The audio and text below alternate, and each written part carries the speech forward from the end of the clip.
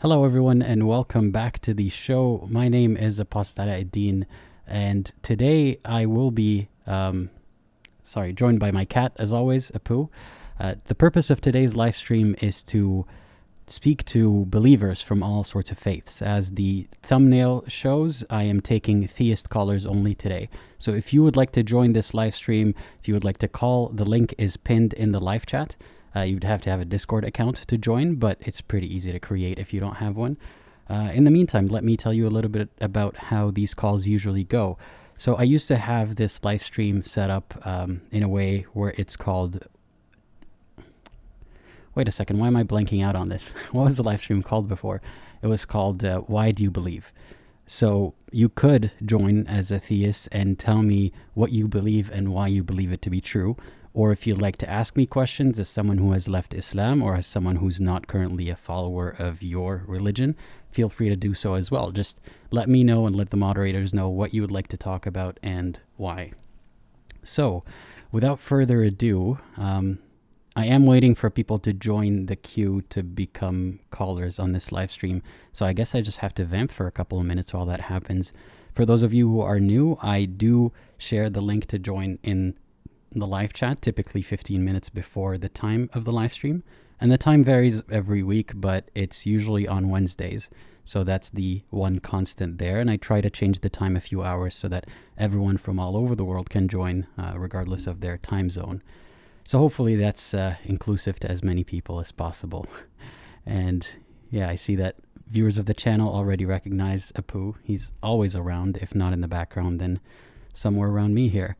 So in the meantime, while I'm waiting for the callers to verify, I will take some comments. So feel free to comment whatever you would like to ask or say, and I might highlight it. Special thanks again to a lot of members of my, or several members of my Discord community that I have recently created and opened up to patrons and YouTube members. I'm able to live stream with a better setup than ever before. So thanks to them. And if you would like to be part of that community, join as a patron or YouTube member, and you'll be able to join our Discord server as well. All right, what else can I vamp about? I had a book. It's not right next to me right now, but it was a book about dad jokes. And I should have that next to me. That would be very handy right now. Darth Funk says, top edges on that Rubik's Cube equals fur earth a few times. You'll get the top cross. Yes, I see we've watched the same tutorial. That's how I know how to solve that Rubik's Cube. But unfortunately, it is a little bit broken. It's a bit crooked because I put it in my backpack and not really realizing that it could be bent that way. So unfortunately, it doesn't work anymore. But you are right. It's very close to being solved. Very observant. I should be careful about what I put in the background of these videos. So it seems like the first caller is ready. But I would love to have you join the voice channel, please, voice 1, and that way I can add you to the live chat once. To the live stream once I can. So please, caller number 1, Orange. I think her name starts with Orange. Please do join voice chat number 1. Rory, thank you for the question. Says, how many languages can you speak? Currently only 2. Just English and Arabic. I try to pick up a few words here and there in other languages, but I can't say that I speak any other language. Potato Apostato says, we always see Apu but never the other cat. Is your other cat called Allah? No, there is no divine hiddenness here. He's just not cuddly in the same way as Apu. So Apu's the one who loves having me at my desk for some reason. Or maybe this is his spot and he just sits in the same spot, whether I'm here or not. I don't know. Seed of Iblis says, I got a book full of George Carlin jokes. I prefer it with the delivery of George Carlin. Yeah, it's a bit nicer that way. All right, so we do have a caller ready. I'm just hoping that they join the voice chat. Give me a second while I work out the back end of this. In the meantime, if you have a comment that you'd like me to highlight, please feel free to comment it. All right. Adonai, I really appreciate it. Adonai says, I love these live streams to death. Please keep doing this, silent listener here. Well, thank you for the comment. And I'm surprised by the amount of people who watch silently and never even comment. And I understand it. Some people are worried about their safety. And some people are just simply not the kind to leave a comment on a video anyway. So it's good. It's a good reminder to know that they're out there. So yeah, thank you for that. Big Mahmoud says, did you hear about what happened to Pakistani churches? I've heard a little bit here and there, but not really the full story. So I haven't dug into that yet. I'm sorry. But also Big Mahmoud says, Islam is truth. I am a bit confused. So if I understand correctly, Pakistani churches have been vandalized or attacked. What's your position on that as a believer, I'm assuming? All right. If only we can get that caller to join. We're very close to having the first caller, so please do bear with me. We've got another commenter saying, I am just a good listener. I appreciate that. I am listening to you from Kyrgyzstan. Did I pronounce that correctly? Well, thank you. I never imagined that I'd have a listener from Kyrgyzstan. And Abu Bakr says, I love listening to the live stream while I work. I'm so happy to hear all this. I'm glad to give you that live stream to listen to. All right, what else? So yeah, let me tell you, I've been live streaming a little bit more. Some of the live streams are call-in live streams. Typically I have those on Wednesdays only, but I've had a couple of live streams recently called the Dissecting Apologetics series, where I listen to an apologetics, whether it's a lecture or a talk or something of that sort, and I take it apart and tell you my thoughts on it. So if that's something that you might be interested in, feel free to give those a listen as well.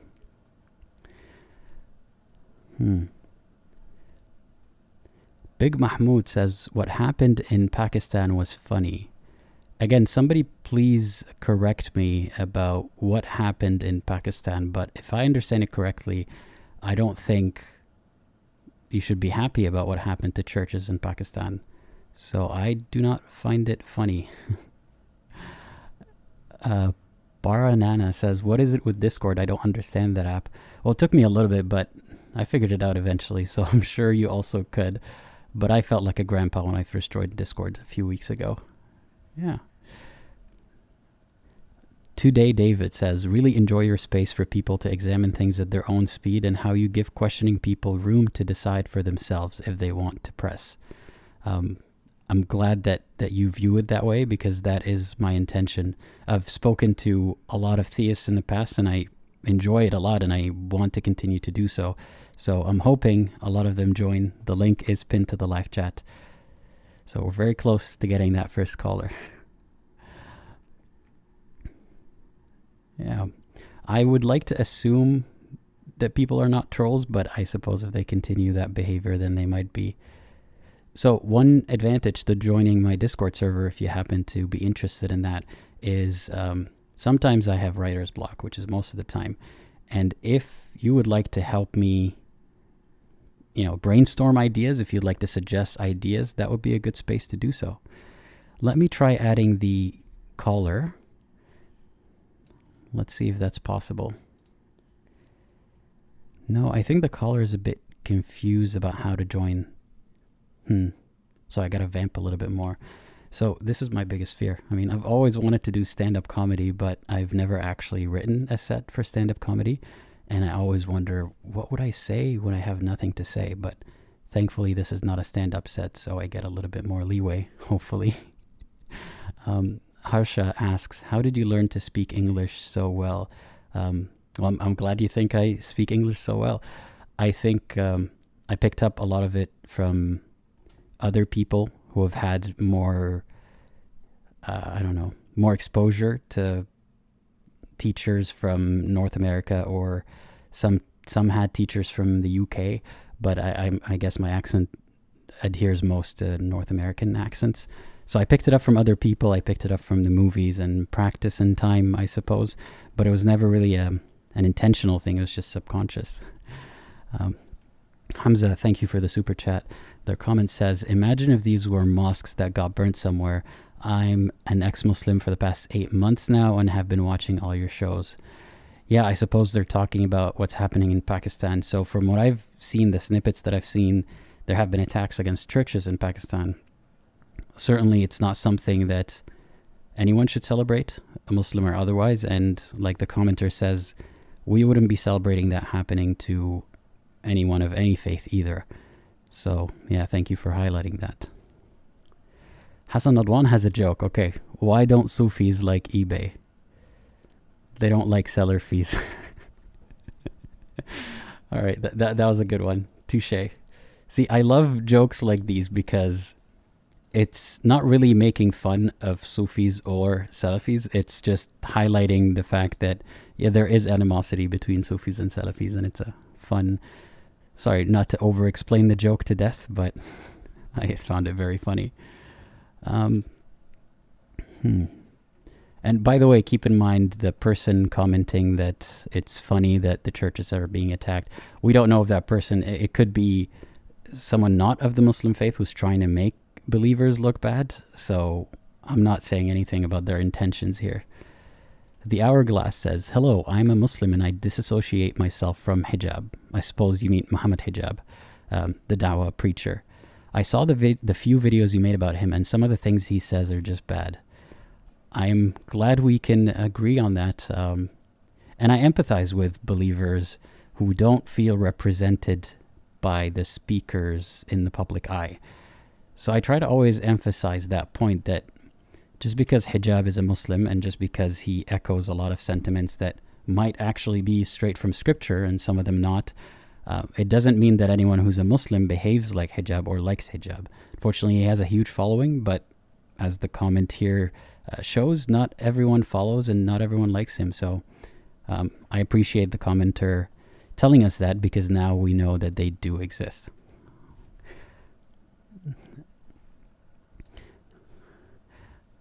Qadir says, one imam told me that jama'at is more important than family. Do you mean, sorry, some words are, they're based on Arabic words, but they're used by non-Arab Muslims in certain ways that I might not know. So by that, do you mean like prayer on Friday, or like Salat al-Jama'ah, like prayer in groups, or what does Jama'at mean to you exactly? But anyway, continuing the comment. One imam told me that Jama'at is more important than family. Have you ever heard something like that? I left Jama'at 2 years ago. I unfortunately have heard something like that. It's not too surprising to me at the moment, but it's unfortunate. That is one thing that I don't want to go off on a monologue about what I think about some of these topics, because I want to give theists a chance to express their views before we do so. So it seems like we have one caller who's ready. All right, I will take the next caller. Jacob, I hope you're ready, because I'm adding you in a few seconds, if I can manage this thing. Let's see. Hey Jacob, can you hear me? Let me know if you can hear me. Hello? It appears that Jacob is not here at the moment.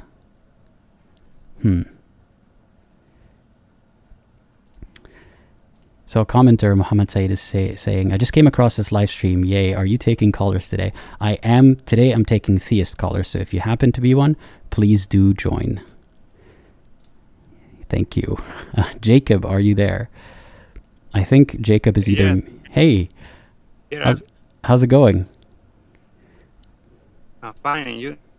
I'm doing great, thanks. So tell me a little bit about yourself and why you'd like to join today and what you'd like to talk about. Yes, I'm a theist. I believe there is a God. And yes, I just joined to share with you reasons I believe this is the case. Sure. So tell me, what do you believe? What is the religion that you believe? I believe Christianity. Mm-hmm. Yes. So, what would you like to tell us today? You would like to tell us the reasons why you believe there is a God, correct? Yes. So, would you like to tell us the reasons why there's a general concept of a God, or you mean specifically the Christian God? I mean, general concept of a God. Okay. Yeah, but then feel free to begin with whichever point you would like to. Yes, I think that, for example, the beginning of the universe is a good reason to believe that there is a God. I don't know, what is your position about the beginning of the universe? So my position is that I don't know how the universe began.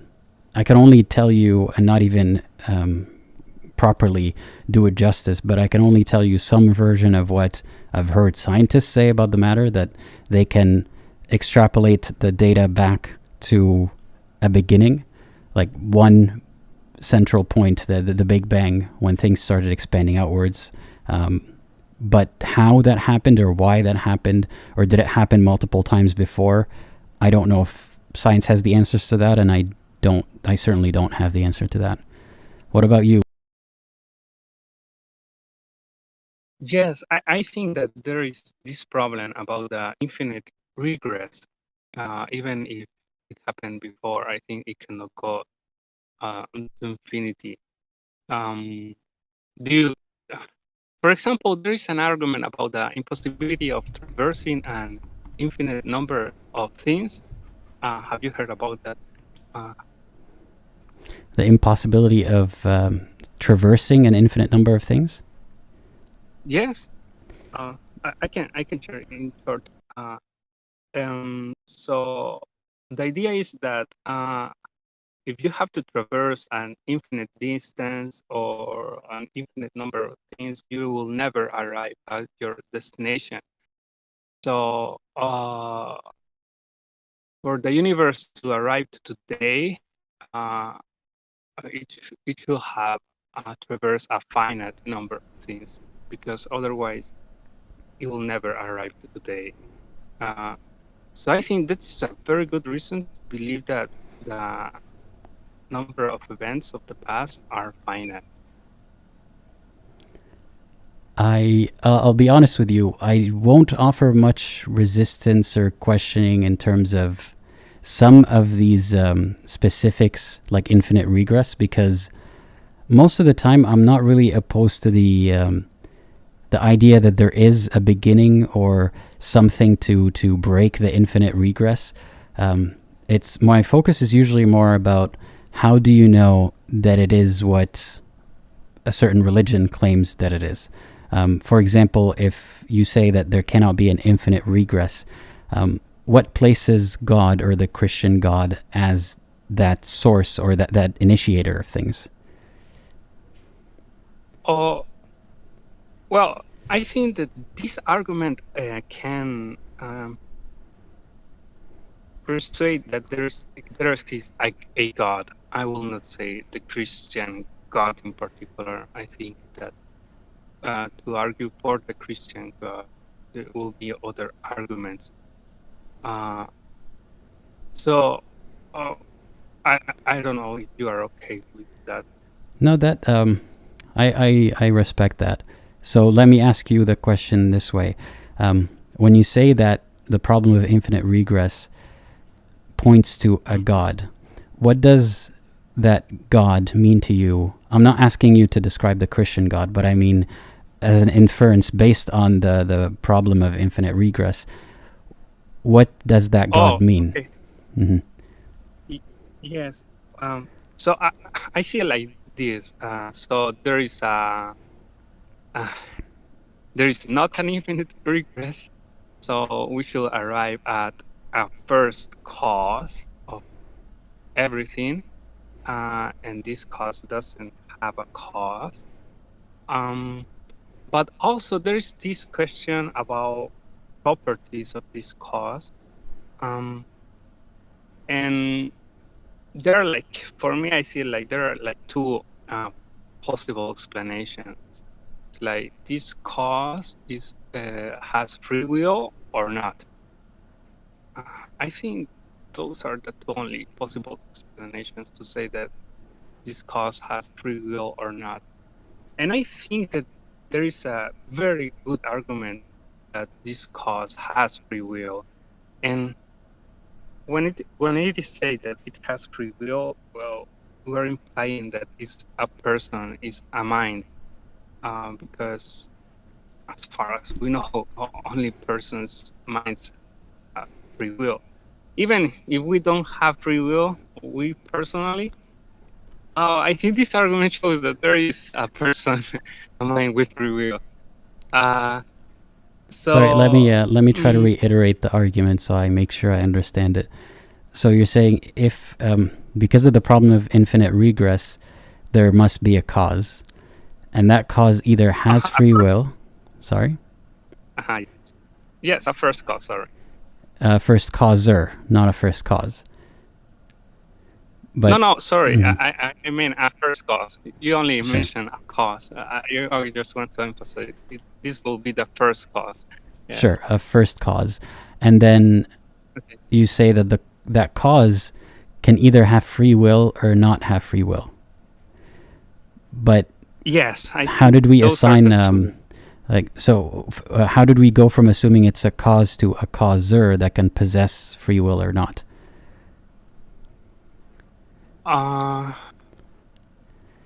Well, so how I see it is that this cause either has or doesn't have free will, because there are some people that may say that, maybe it's just like an energy or something impersonal that Mhm. caused the beginning of the universe. So I think there's an argument that that persuades me, at least, that this cause must have free will. And the argument is like this. It says like, if we think about a cause without free will, let's say it's like the temperature. Let's say temperature is not a person, it's not a mind. It doesn't have free will. So when the temperature is below 0 Celsius, the water froze. And sorry, because my English is not so good, but I That's think you okay. understand what I'm trying to say. So Sure.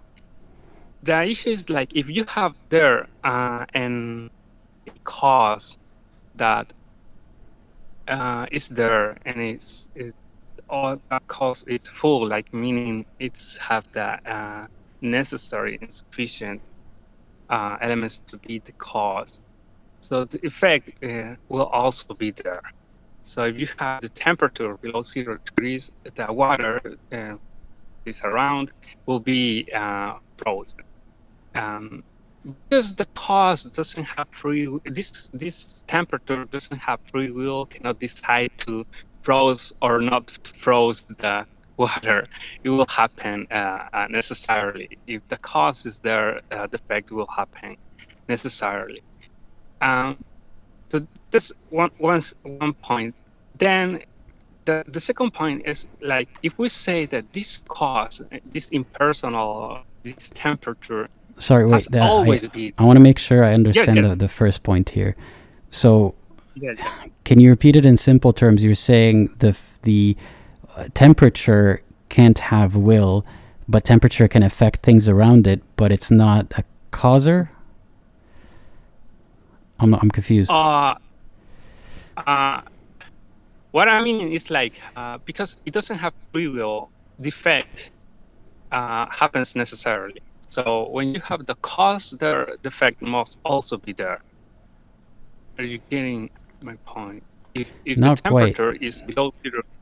I mean, Sorry? it's the first problem is assuming that things outside of the universe, outside of space and time, these entities or causes adhere to the same rules as what we see in space and time. So if we were to say that this cause must have a cause and effect, and it doesn't follow in my mind that it should work the same way that temperature does on Earth when we're talking about something outside of space and time. Just to know better what you're saying. So you are saying that the law of causality, as we know it, as we know it here, like for example, you have a cause like temperature, so the effect must be there also necessarily, because the temperature doesn't have free will, cannot delay the effect. So you're saying that this law of causality that applies here may not apply in above the universe? Yeah, I'm saying we're extrapolating from what we know about temperature. I'm not sure how I follow the example of temperature not having free will. Sorry, maybe it's me. I'm just not getting that point. I will try to say it another way. So the point is this one. Okay, if you have a cause, the effect must be there also. So the thing with temperature is like if you have a refrigerator and the temperature is below 0 degrees, so the water that is in there will froze. So that effect will happen necessarily because you have there already the cause. And so there's no way that temperature can decide to not froze the water that is in there. If there's the cause, because this is an example of an impersonal or a cause without free will. So the point is, if you have a cause sufficient to produce the effect, and there is the cause, there must be also the effect. So I'm you're just, saying I'm just describing what happens in the natural world, right? Okay. I don't know. It's better, okay? Sure. Makes sense. Okay. So the next thing is like if we say that for example, this refrigerator inside always has that cause. Always the temperature is below 0 degrees Celsius. So the water also always has to be frozen. There's no way, for example, that the water will begin to froze 10 minutes ago if the cause was already there. And why? Are you still there?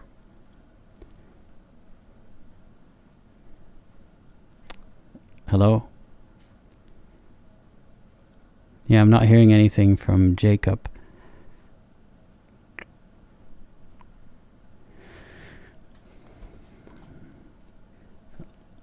Yeah, nothing yet. While we're waiting for Jacob, yeah, let me reiterate again. So I never paid too much attention to these arguments from infinite regress and causality because what mattered to me the most in my personal life is linking it to a religion then. That I've never seen happen. So I've kind of skimmed over all of these topics. So forgive me if I'm a bit slow to understand what the caller's saying. But yeah, I can't help but notice the irony that he froze like the analogy of water that he was mentioning it. I think what he was trying to say is that the water couldn't freeze before the cause, so it had to happen as soon as the cause started acting.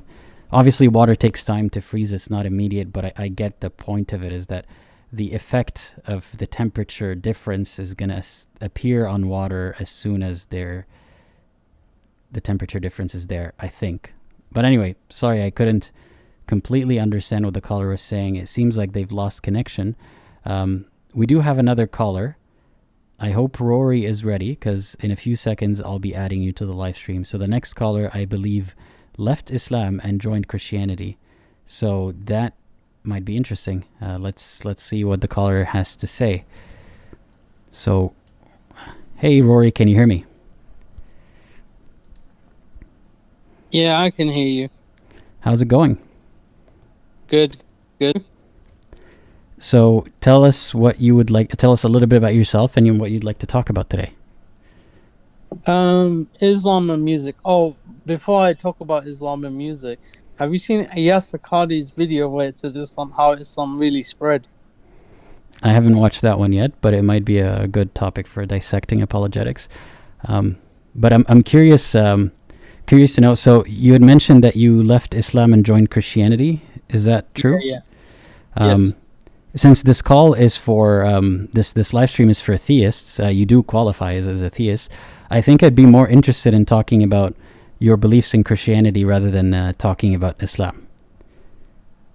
Is that okay? I'm not really here to preach or anything. No, it doesn't have to be a preaching per se. Like I am curious to know what you found convincing about Christianity, or why you made that transition after having left Islam. Well, you know why I left Islam, right? You might have mentioned a few reasons, but we don't even have to focus too much on why you had left Islam. But what had then convinced you of Christianity after leaving Islam? Well, the fact that Jesus preaches about love and charity and all that stuff. I know you're gonna say that. Well, every religion teaches that. I mean, not necessarily, but is it? And I might speculate here a little bit. Tell me if I'm wrong. So you saw some issues with Islam, and then you didn't see the same issues in Christianity, but you saw the nicer parts of it, and that's what convinced you to join Christianity? Yeah, and a little bit of truth in it. So, sorry about that. Oh, no reason to apologize. So what do you consider to be a little bit of proof in Christianity? I believe in the crucifixion of Christ, inside the Bible, and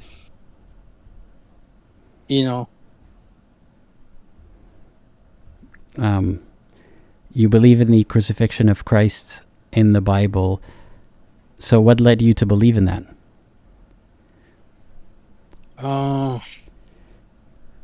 I'm a bit nervous about this topic. Sorry about that. That's okay. We don't have to talk about something you're nervous about. I want to make sure that you're comfortable. And I just want to shy away from, in today's live stream, from talking about, for example, like you and I criticizing Islam, because I feel like that's not really in the spirit of the stream. The point is to have theists talk about what they believe. If you want to talk about what you used to believe in the context of what you currently believe, I think that would be fine as well. But if you're not comfortable talking about Christianity today, that's also okay. Okay. There's a couple of reasons why I left Islam, but one of them was because of Muhammad's marriage to Aisha. So, you see that is an immoral act, that Muhammad married someone who is very young, to put it lightly. And yeah, if you were to see some example of that in Christianity, would that dissuade you from believing that Christianity is from God? Yeah, because I don't think God would do such a thing. Also, that I had a RE teacher, an RE teacher. I don't know if you know what an RE teacher is. I don't think I do know. What does that mean? Religious education. Okay. He said that Muhammad copied parts from the Bible, and when I found out that Muhammad copied some parts of the Talmud, like the Talmud says whoever destroys a life is like he destroyed of a whole mankind. Okay. So Muhammad copying from Judaism or Christianity, that felt to you that it proves that he's not a real messenger from God? Yeah, and also the fact that he had. It's kind of suspicious, like Muhammad. Muhammad said in the Quran that, or Allah, said that a man can have 4 wives. I'm hearing a Yeah. lot of issues with Islam that you probably do not see in Christianity. I'll grant you that. But what about the issues that are present in both religions? Like, for example, what do you think the fate of non-Christians is in the afterlife? Well, I tend to lean towards a nihilism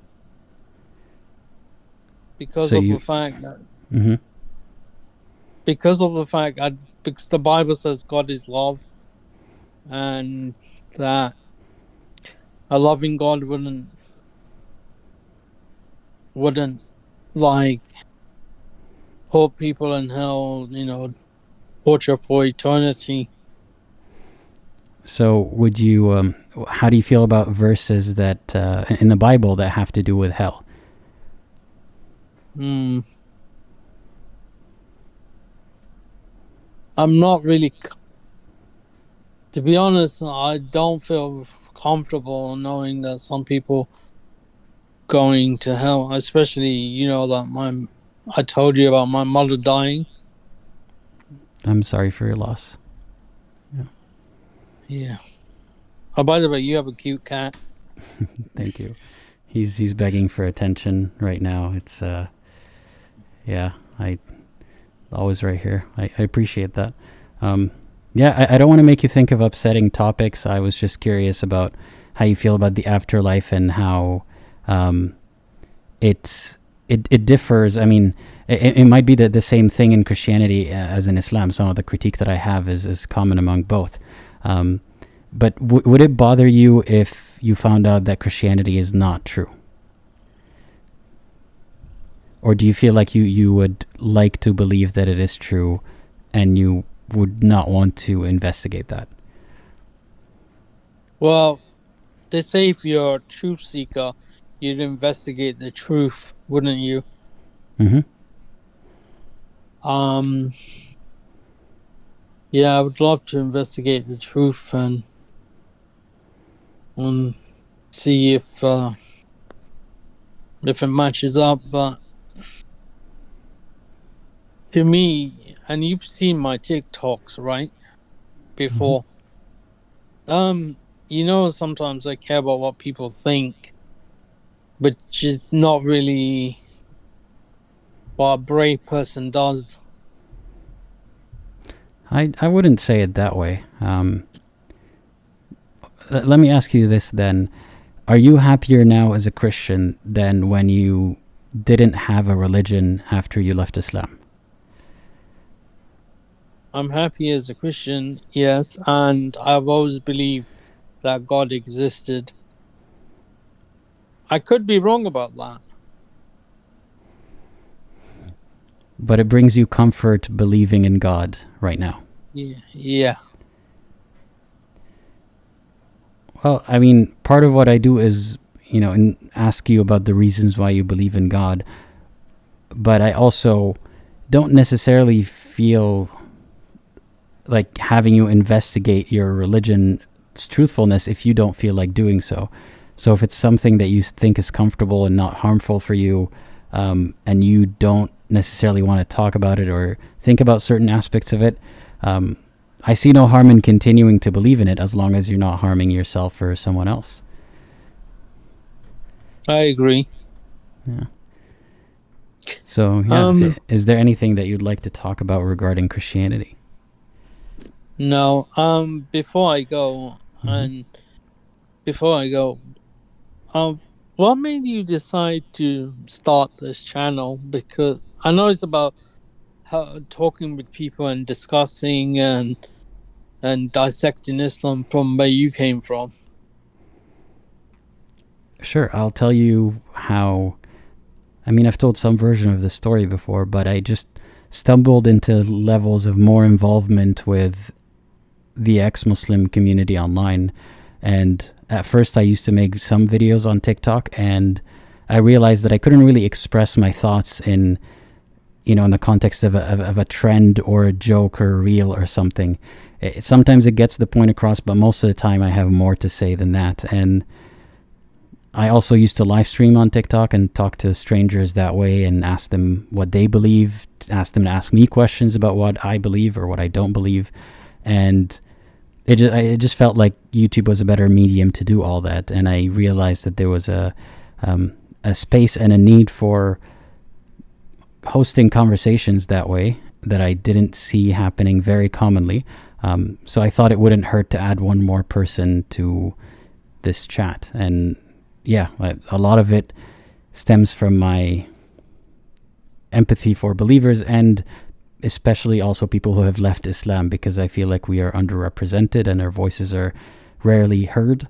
So I'm trying to be their voice, and at the same time, it doesn't hurt to have conversations with theists and hopefully show them what we actually think rather than depictions of us, and at the same time give them a chance to tell us how they actually think rather than just depictions of them in the media. So I hope that answers the question why I have this YouTube channel. Will you come back to what is called X now, isn't it? Sorry, because of the fact Mm-hmm. it's called X now. What is? Oh, Twitter. Because I left a while back. I don't think I'm coming back to Twitter. It's not a great way to express my thoughts, and at the same time I'll receive a lot more attention. It's not productive attention for me. So for my own peace of mind, I don't think I'll be back on Twitter anytime soon. Okay. Yeah. All right. Thank you for the questions, and thank you for joining today. Okay. Have a nice day. Have a nice live stream, and I'll continue watching you. Thank you, Rory, and see you around. Take care. Take care. Bye-bye. Thanks again, Rory, for joining the live stream. So we've got a few more callers in queue. If you would like to join the queue, the link is pinned to the live chat. Now would be the time. It seems like Jacob is back. So the previous caller, Jacob, is back. I will add Jacob to the live chat, live room now. Hey, Jacob, can you hear me? You are still muted at the moment. In the meantime, we still do have other callers as well. So if Jacob is not able to join, I will take the next caller. Hello. Can you hear me? Yeah, I can hear you now. Sorry for that. No worries.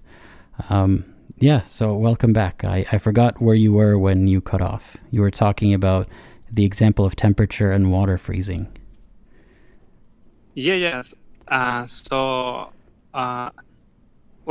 I'm trying to say is that if you have a cause, there must be also effect, because cause and effect are bound together. So if you have the temperature below 0 degrees Celsius, the effect also has to be there, meaning that the water being frozen. So the point is, if the temperature has always been there below 0 degrees Celsius, for example, so the water also has to be frozen at the same time, always. It doesn't make I think I'm getting what you're saying. So you're saying, okay. And correct me if I'm wrong here, but you're saying if that cause, let's call it God for the time being, but if that initial cause, God, has always existed, and it only started to act at a certain point, let's assume it's the Big Bang or whenever, then it must have had free will in order to not have an effect up until that point. Is that what you're saying? And yes, that's the point. And an impersonal cause will not have that ability to refrain to the universe to exist if it was already there, that cause. So I think yes, I think you got the point. I mean, let me think about that for a second. So one thing that I can, like one opposing thought would be, how do we know that the point of effect is the point of decision or action by the cause and not just a delayed effect?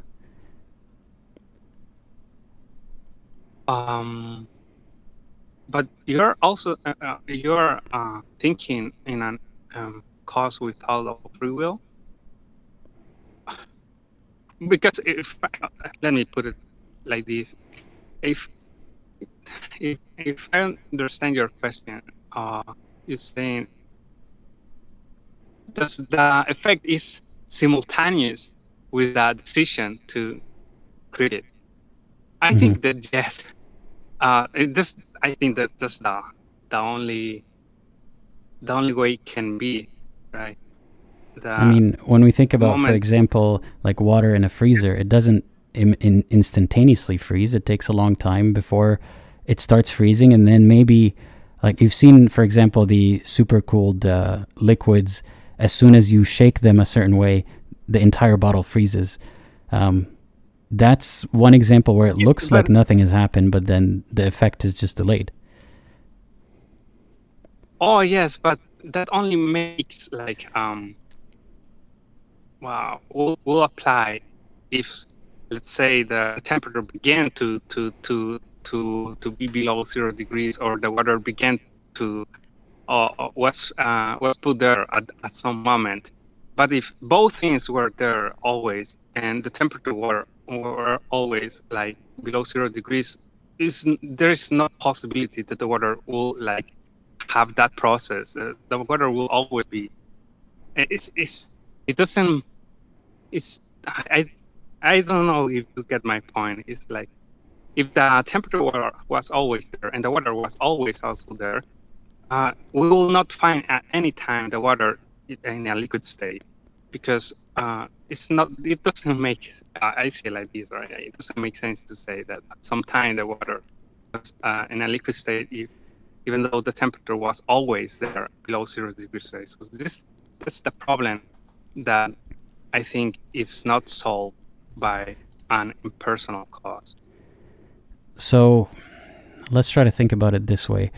If God has always, I don't know, so say it is a personal God, all right? And okay. I'm trying to think out loud here, because I can't really make comparisons to physics that are that simple. But I fail to see how. So why is God the one thing that breaks the infinite regress?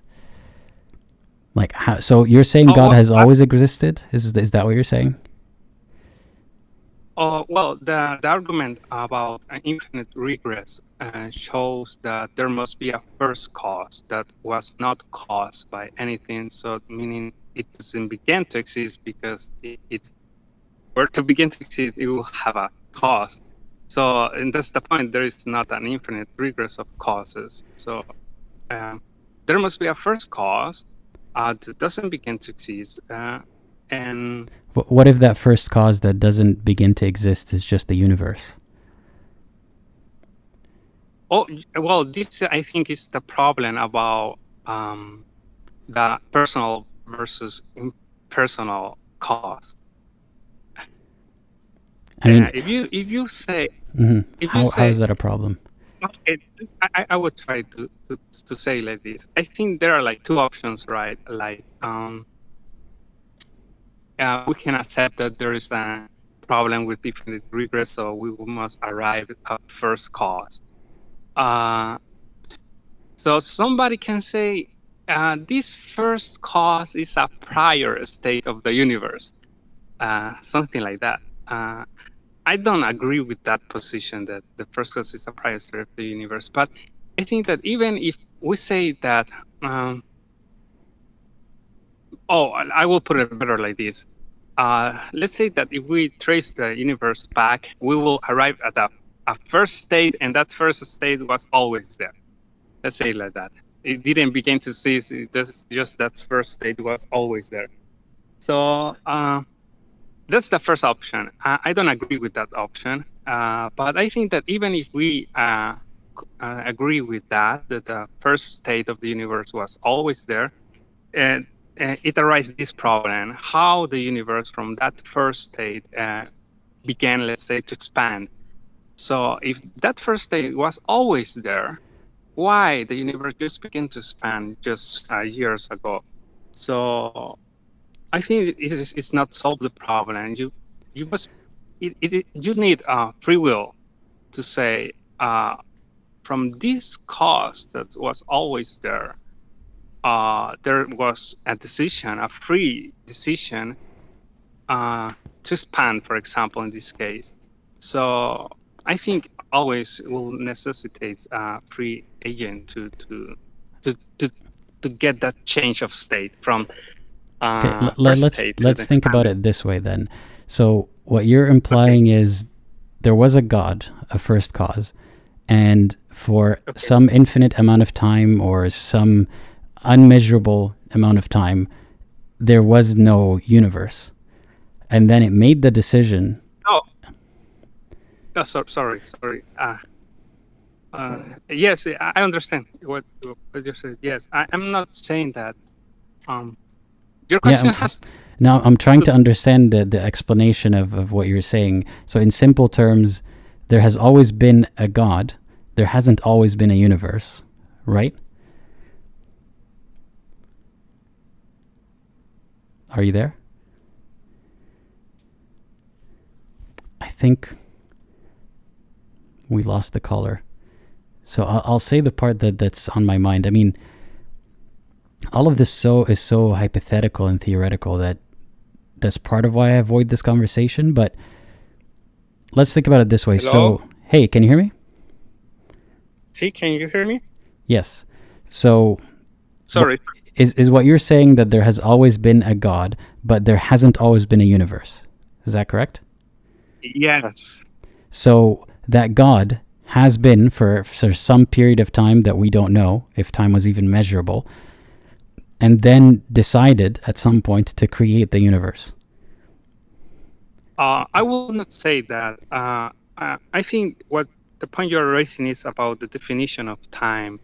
So there is a position that says that time is like. I mean, it's not necessarily about time, but you're saying the existence of that cause or causer. It doesn't need a causer. There's no infinite regress because it has always existed, right? Prior to the universe. Is that correct? Yes. I just wanted to point out that you expressed like this cause was there through I don't know how many times. So I just want to say that in my position is that God before the universe there was no time. Time began at the beginning of the universe, so I will not stress that. But before the universe, there was a God or causer. Yes. So, yes, but how do you know that it's before if there was no time? That's I didn't want to okay.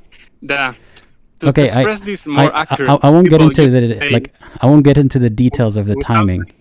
But let's say just let me say this. Just let me say this. Sure. Very short. To express it more accurately, people used to say without the universe. They don't say before to don't get that time notion. Without the universe, there was God. Okay, without the universe, there was God. So effectively, what that looks like to us is before the universe, there was a God, and it decided to create the universe or cause the chain reaction that has brought us here. But what is... Yeah. I mean, I don't see how that is any different from saying the universe has always existed from our point of view, and time started with the universe existing, just like time started with God creating the universe that existed. Let me see if I understand you very well. So I mean, you're saying that how could if the universe always existed, we would see an effect immediately from the moment it started to exist, not from a certain point in time. Right? No, I'm not saying that. Let me put it this way. If the cause was always there, the effect will be always there.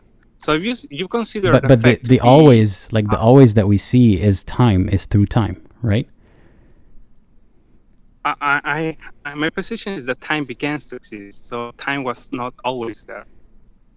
So time began when the causer decided through its will to cause, right?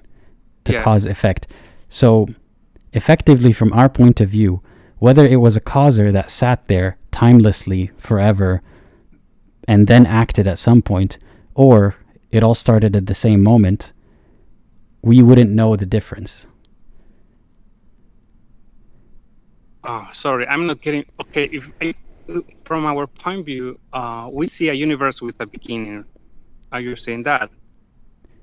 Sure, but you're saying that God has always existed and then at some point acted to create the universe, and has always existed without the measure of time, but has always existed, somehow before time. But effectively, to us, that looks exactly the same as the universe has always existed, and we're seeing the beginnings of it. But it has always existed. Oh, well, that was the problem about the personal versus impersonal cause. Let's put it like this, okay? The thing is, like, let's agree, for the sake of argument, that there's a problem with infinite regress, so you must arrive to a first state, a first cause. Okay, so I say that even if you say that first state is a prior state of the universe, meaning that the universe doesn't begin to exist, didn't begin to exist, that first state was always there. Instead of God, let's put it like that, instead of God, that first state was always there. I think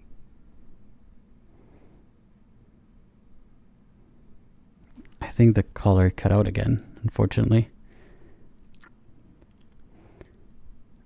So, I mean, I didn't get to this point in talking to the caller about this, but that's usually why I don't pay much attention to the idea of a first cause, but I did want to hear the caller out to the end, but I'm not hearing them at the moment.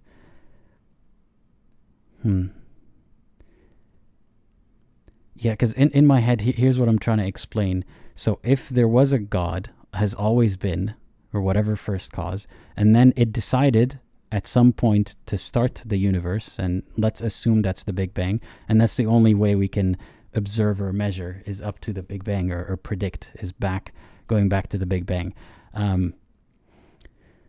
But effectively, how is that different from the universe has always existed? We're just in the beginning of the timeline of that always. I mean, it's hard for us to think outside of time and also attribute to God having started time. Yeah, at the end of it all, like I might be missing something here. I'm sure I'm missing something here. But I lose interest very quickly because it doesn't get me to a point of, therefore, he sent a man to tell you a few things. That's the part that I have the biggest issue with. But yeah, anyway, I'll take the next caller because unfortunately Jacob has disconnected again. I understand it's probably a connection issue. So Katrina, you are the next caller. I hope you are ready because I will add you in a few seconds. I mean, Living Wellness says, so how did the Big Bang decide to bang? I mean, I don't know if there's a decision in it as well, at all. I mean, I don't know why there has to be a decision and how we then derive a personality from that decision. Anyway, Katrina, hope you're ready. Hey, can you hear me?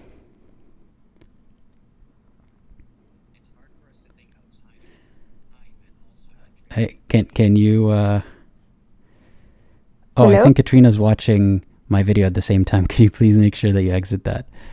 Oh, sorry. Hello, sorry. No worries. Hey, how's it going? Hi, finally I managed to stay awake and wait for my chance. It's very nice to join you finally. I'm glad that you're here. I'm glad that you're able to wait, and welcome to the call. So yeah, tell us a little bit Thank about you. yourself and what you'd like to talk about today.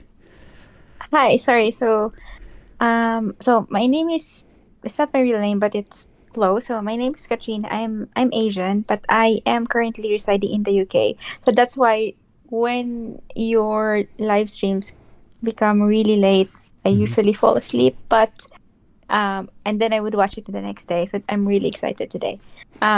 So a little, sorry, I'm too excited for this. That's okay. I'm So glad you're I joining. was born.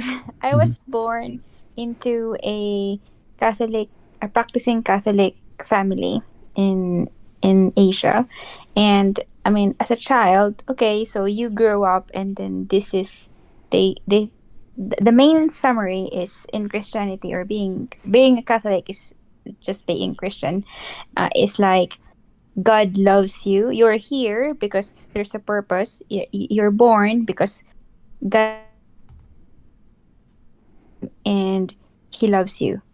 For me, that is the summary of being a Catholic or being a Christian. And I'm not I don't want to misrepresent others, but this is just what I was told. Like in the most simplest terms, I was raised that humans are created, people are born because God loves us, and we have a purpose, and we have to find that purpose. And then we can ask God for guidance, and He will guide us. Something like that. And then do good, that's what He wants, and then don't do bad things because He doesn't like that. That's the most simple thing that I can explain how I was raised. But the thing is, unfortunately, I grew up in a, it's very ironic because even though they're practicing Catholic people, and you would think that they would be good people because that's what they're trying to teach me, like to be a good person because that's what God wants. But unfortunately, I grew up in a very abusive family. So growing up, the dilemma is I'm confused because I'm in a Catholic school as well, and then I go to church as well every Sundays. And then everyone was around me was telling me like God loves you, God loves you, God loves you. And growing up I can't figure it out. Like if God loves me, why am I feel like I'm being punished every day. Like, my parents would hit me, they're very abusive. That's shortcut reason why I tried to leave the country as far away from them because I want the pain to stop. So that's the only escape I know. So that's why also I left the faith. I mean the religion because every Sundays it's impossible not to hear that the priest or the preacher or that they would tell you, oh, God loves you, Jesus died for you to save your sins and all this. And for me, I don't want to misrepresent. Maybe I'm not understanding what Christianity or Catholicism really is. But that makes me really, really confused. Like, if God really loves me, why would a God let a child, like when I was growing up, until like as I don't really have any happy memories from my parents. All I have is pain and the opposite of what I'm being taught that God loves me. That's why it's really confusing that all these practicing Catholic and Christian people around me always say that God loves you, but then I don't understand because I would pray to God and I would always ask Him, what is the purpose? Because they always say there's a purpose why God give you this trial. You have to learn something from this. It will shape your personality. It will shape your faith. It will it will give you a connection or something with Him. But I don't understand that, so I left. But the dilemma is, I'm not gonna go into physics. I know that some people would like the Big Bang theory, which comes first, or all those things. I mean, I just finished my essay about MRI, and I don't really want to go to any physics of anything. So I still believe in God because no, as far as I know, or the ones that as far as I know now, no one has actually proved that there's no God. And equally, no person has actually proved that there is a God. But for me, sometimes there are moments wherein I feel like there's a higher power that I cannot explain. For example, when I went up to to Switzerland, like just to see the mountains and see the lakes in a very, like, just to get away from the noise of the world, and you think and you somehow meditate, I would feel that someone's someone's out there, like someone's out there. He created this. He's somewhere there. Although I don't know who he really is or what he really wants from me, I still do pray. So when I pray, I would pray directly, like, whoever you are, like that, you who created me or you who created us. I would still say prayers. So I think I still do believe in God. But if you ask me to go on a debate about about anything that most people who that the atheist and the theist would always debate on, I would probably not be able to give any answer, if that makes sense. And I think I'm blubbing. Hello, are you still No, there? I can hear you. I'm still here. Sorry. So that's, I think, is what that's I think is a summary of why I left being in a religion and why I still believe that there's a creator. And I also would like to tell you that I remember in a few live streams and in a few videos, you would always say that. Sorry, what did you say again? I don't want to put any words in your mouth, but you said something along the lines of, um, I think you said it with Alim last night, that if you can believe, correct me if I'm wrong, because this is what I remember you said. You can believe that there is a God, but when people added, like, this guy is allowed to marry or to do this and to do that because he's the chosen one, and or something like that, and then that guy becomes, and then there will be followers, and they're like chosen to do this, and because they belong to this kind of religion, then something like that. I hope you remember what you said. But my point is, when people use their belief in God to somehow twist some rules that specifically applies to them, and then specifically gives them some sort of right to do something against the others who don't belong to their religion, that's why I don't believe in it. Mhm. Oh, sorry, I really did blub a lot. Sorry, I have ADHD. My brain usually jumps from topic to topic, and I can't really say it That's properly. okay. You'd be surprised how many of the callers do have that as well. But no, you're fine. I understood what you were saying, and yeah, I just didn't have any questions. I wanted you to express your thoughts, and I'm sorry to hear about what you went through with your family, and I'm glad that you're in a safer environment now. I hope that you are, and I appreciate you sharing your story with us and your reasons for leaving the faith. I mean, some Catholics, I've seen some in the comments who still would think that that's not a valid reason to leave and so on, but I think what you said in the end kind of encapsulates it better. You believe in the presence of a God, and you sometimes pray to that God, not in a specific way, like you don't address a certain image of that God, and Yes, it helps you feel better, right? it does. Yes. So that's really, and that's thank God you understand me. Oh, I'm sorry. I mean, thank thank blank. You Yeah, understood me, but that's what that's I okay. said. So it's, I know because I do have friends, of course, from Christian and Catholic. They don't really know that I kind of left, but they know that I don't really go to church every Sunday, or I don't really practice the, the Easter and all that. I mean, they know, but for me, nothing really changed with how I deal with people. Nothing really changed how I continue my life. It's just that I don't go to church. I don't sing, or I don't sing the songs. I don't, well, sometimes I do listen, but I don't read this and that. So that's, I left that, like the actual practice. Oh, and also I think, I don't know, I think I told your I told Archer this earlier.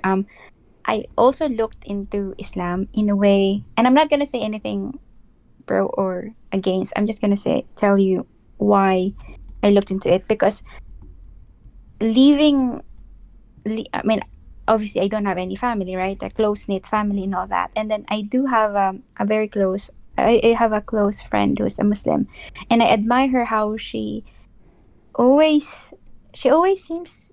I For some reason it's always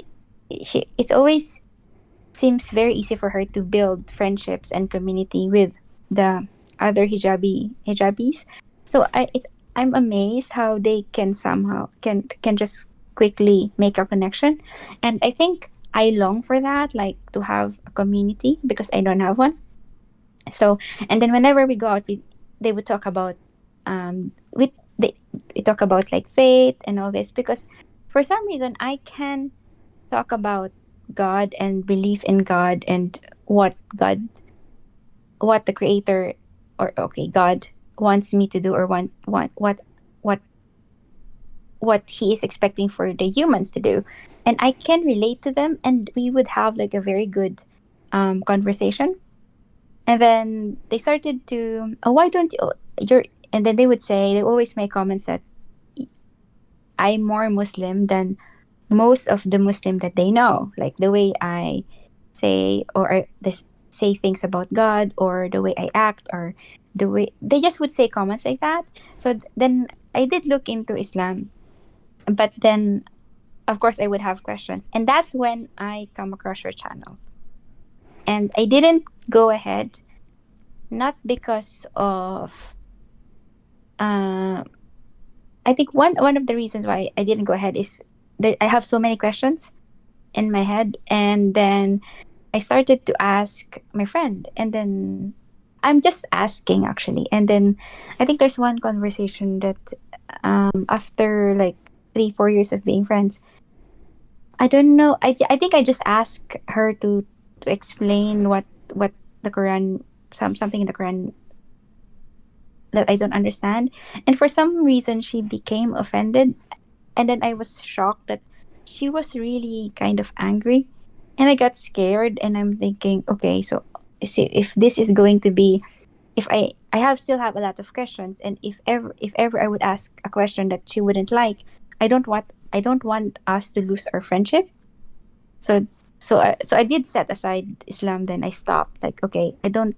I wanted to find a community. I want to have friendship. I want to see how it feels like if it is like bonded by God. But if me asking questions would cut our friendship, then what's the point, right? So that's why I did not look into it. So we just leave it. So we kind of silently just not go into those difficult conversations. I never ask her again. And then she also stopped telling me to like, she stopped sending me videos, or she stopped talking about kind of inviting me. She stopped that, but we still do. So we went back to talking about God and faith and life's purpose and all that. So that's my story. It's really different, isn't it? I think. Mm-hmm. From I'm everyone. glad that you were still able to keep a relationship with that friend. I'm not surprised that she would have a negative reaction to some of your questions, and I hope you understand it's not about you. It's not personal. I would hypothesize, I don't know that person, so this is just Yes. Me speculating here, but I've seen this often stemming from discomfort. of facing a difficult question or something that they were told to avoid. Like I've heard a lot, as a believer, if this topic comes up, that person is trying to instill doubts in you, or trying to, trying to, as if like you have bad intentions, or this line of questioning has bad intentions, or so I wouldn't hold it against her. Obviously, it's just the way that people around her react and the way that she's learned to react to some of these questions. I found it interesting. Yeah. Sorry, go ahead. No, it's fine. I just said yes. Go ahead. I've heard this a lot. The way that the people were telling you that you're acting more Muslim than other Muslims. It's similar to when Christians tell me I'm acting very Christian, or they can see Christ in me, or something like that. I think believers tend to attribute good qualities of humanity to their religion. So if someone is nice to their neighbor, they'll call him Christ-like, or being a good Muslim like Muhammad or something. So I'm sure that whoever told you that was complimenting your manners and your thinking, but they might not have been doing this intentionally, but they're veiling it under the, you're a good Muslim, or you have the qualities of a good Muslim, or basically it's kind of distancing from anyone who's a Muslim who behaves badly and saying, you behave like a good Muslim, you're a better Muslim than some current believers. So anyway, I just thought that was interesting, but I mean, actually, yeah. You said it like, the way you said it, like, I didn't take it against her, because I think at that point, I've already watched a lot of your videos, and I think with Infidel Noodle, I think you had this conversation about like, no, like, I can't remember. I mean, the summary is, I agree that what you two has discussed before, that you both don't have anything against any Muslims, but you just expresses your views and why you want to support the struggles of those who left the faith. And at that point, I kind of think that because this friend, like my friend, she has very, very close-knit family. And I do understand that that's the core of her life. And even though I am just asking questions, I do understand why she reacted like that. In a way, I felt hurt, because I'm like, come on, we're friends for years already, and you're the one who gave me this, and you're the one who read me this, and you're the one who told me, like, if you have questions, just ask me, drop me a text, call me, or when we see each other, I'll be happy to read it, or to say it. Because sometimes she would share like stories from the Quran, or from the Hadith, or from the Sirah, like stories of the Prophet, and I would listen and I would ask questions. But then when I literally dig into it, she just felt, I don't know, she just felt different. She answered differently. And then she said, I remember she said, we don't ask these questions. Like, these questions, like, we don't ask these questions, so you should not ask these questions. And then I told her, but I didn't know what questions do I need to ask, can I ask, and what are the questions can I not ask? And then she just said, like, maybe you should go to a scholar, or a sheikh, or an imam, or something like that. And then I said, no, I'm not gonna go to those people, because I don't really know them. I know you and I trust you, so I'm asking you. But then we just, that never really, I mean, it became a bit weird. But it can be very surprising. Like, she had the best intentions and she wanted to answer all your questions, but the way that someone outside of the faith examines the faith and comes up with questions is very different than someone who grew up in it or already believes in it. So a lot of the questions that you're asking might have never occurred to her, or if they occurred to her, they were quickly answered when she was not in a critical state of mind. She already believed, she was inclined to take whatever answer. So these are, like, she intended what she said, that she would be happy to answer your questions, but in her mind she was ready for different kinds of questions, like the mundane stuff, like how many times do you pray a day, all that kind of non-problematic, easy to answer stuff. And then I think we started like, the prayers, like, because she would visit me, because she lives we used to live in the same city before. So we, and then now because we work in different I think I can say it, medical, because she's a doctor, I'm a nurse. So we are in different cities in the UK, but it's still, you can still travel, but we don't see each other as much. But then, and actually, whenever she visits me, then I'm also cautious of the time, because I kind of memorize the time. I even downloaded the app, the Islamic app that reminds of the prayer, because Oh then, yeah, there's because a lot of sometimes those. Yeah. exact. So I have one, because I want, if for example, if I need to book something, or if I want to book us to do something or meet with someone, I need to be cautious of the time. So I learned that already, and she knows about it. But then, and then I would notice, like, oh, it's prayer time, like, and then I would help her find a prayer, a place to pray, and then she would say, oh, it's okay, I'm traveling, I can combine prayers, or this and that, da, da, da. So we started our conversations with that, and then she would talk about prayers, and then, and sometimes actually before, I would go to her, like if we see a mosque, I would come in, and I would sit in the corner, and I would watch her pray, and that's it. I feel solemn. There's no calling or anything, but it's just maybe because I still do believe in God. Out of respect, I would come in, and I would sit in the corner, and I would feel okay. Like, I know that this is a place that people pray, so I do feel it's peaceful. So something like that. But not I never told her that, but it's not necessarily because it's like Islam is calling me or something like that, or Islam is true. Because I mean, these sometimes if I places, say, they tend to have a vibe about them, like whatever yeah, religion it is, because of the way people exactly, behave, the way that it looks, the way that you're expected to behave, the quietness, yeah, things like that. So yeah, and I then the understand what you echo mean. or something like that. Yes, Yeah. exactly.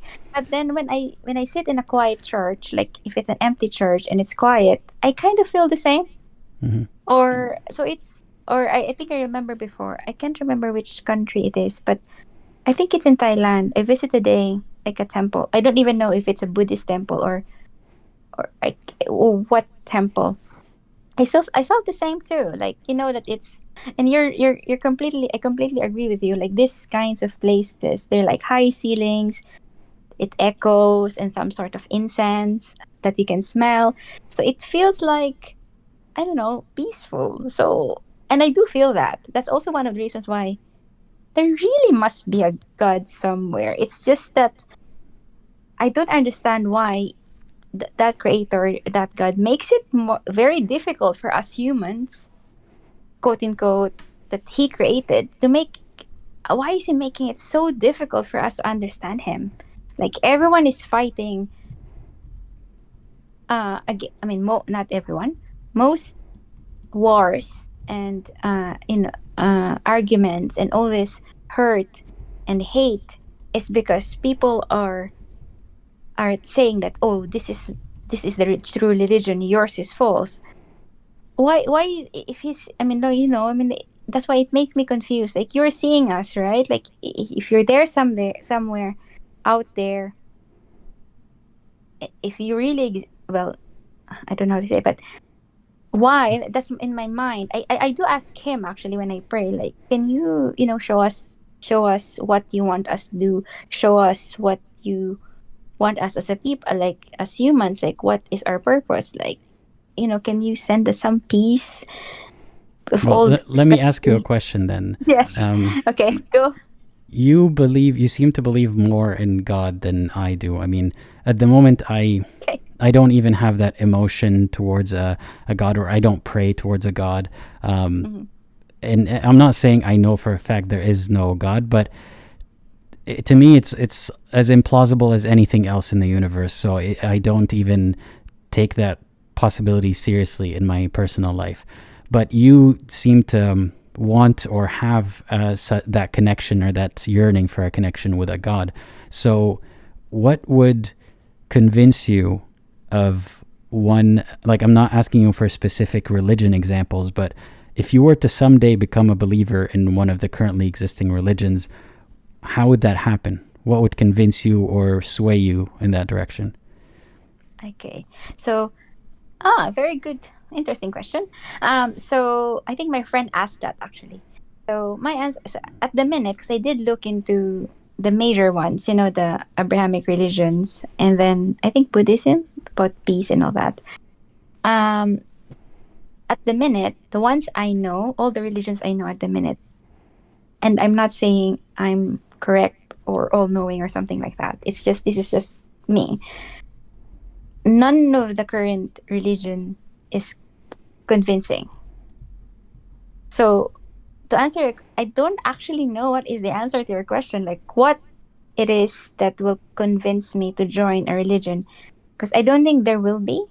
Because I think I do believe in God, and I don't think God has a specific created this specific religion, and then that's what is true.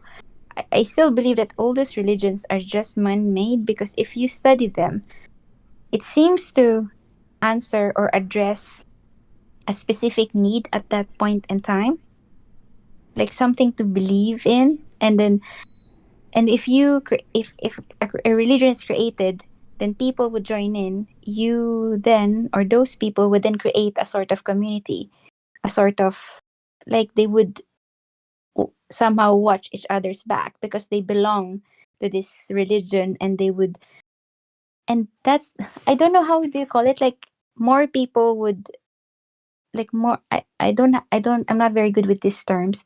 So with more people, like, in the simplest way, there's safety in numbers. So more people would then be, I think it makes it makes their belief stronger in creating a religion and then doing the same things and all that. But that doesn't necessarily mean that that religion is true, because that would still be man-made. So the answer is I don't know. I don't even think that I have actually a yearning to join any religion at the minute. But I still do believe that there is a creator, and I wanted to know from me. I wanted to know what he wants me to do in this life. Why did he created me? What is my purpose? Because I asked my friend this, and I'm sure you know that as a Muslim, she said, as our purpose in life is to worship God. Mm-hmm. Is that the, yes, that's what she said, because I remember we had a conversation, because we used to talk about like all sorts of things, like the most silly things, the most medical things, or the most silly things, and then our topics like jump from here and there, and then we would talk about deep topics like what do you think is life's purpose and all that, like very very difficult things. And I don't really have a lot of people I can talk about those topics. That's why I think I'm close to her.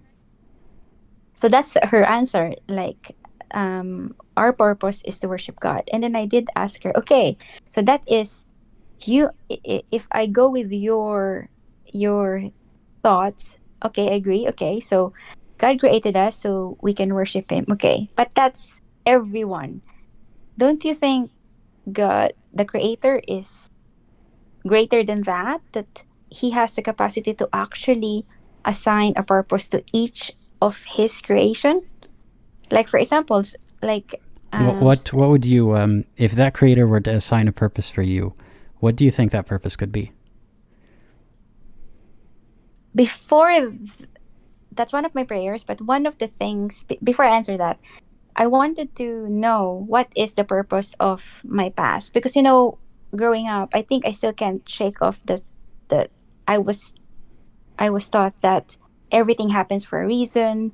God has a purpose or a reason behind why He did this to you, or why He let you have that, or this didn't happen or that happened. So the first thing I wanted to know is what is the reason behind my past. Like, God, what am I supposed to learn from that? That is the first. And then the second purpose, I hope my purpose. I don't know.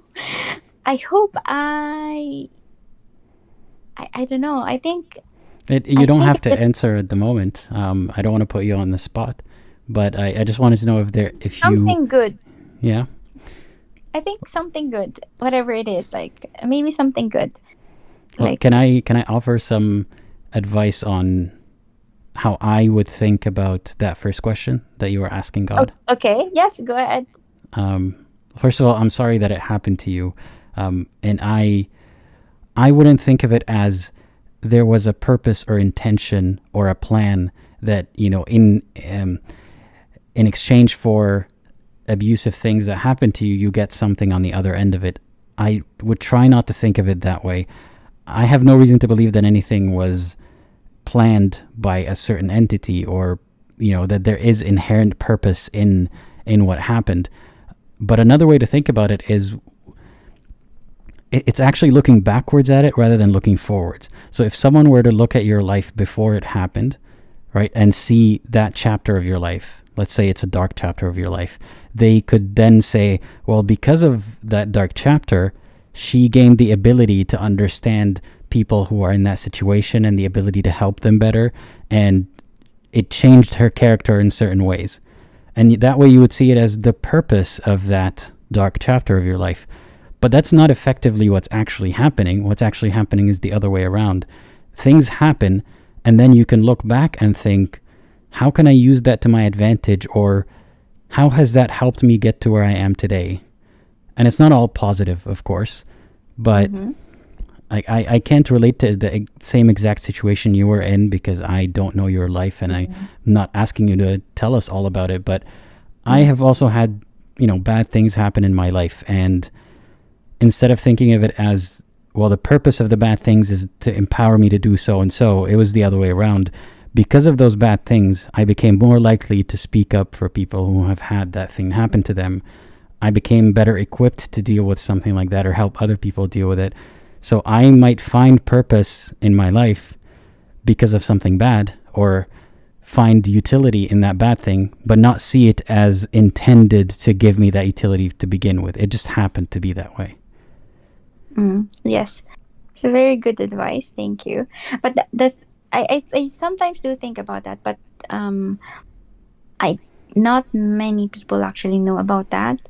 I think not even the people I see every day at work, or I think there's very few people, so it's very very difficult. And also one other thing is, I think because I have a very troubled past, sometimes, like for example, I tend to cry very easily when someone raises their voice.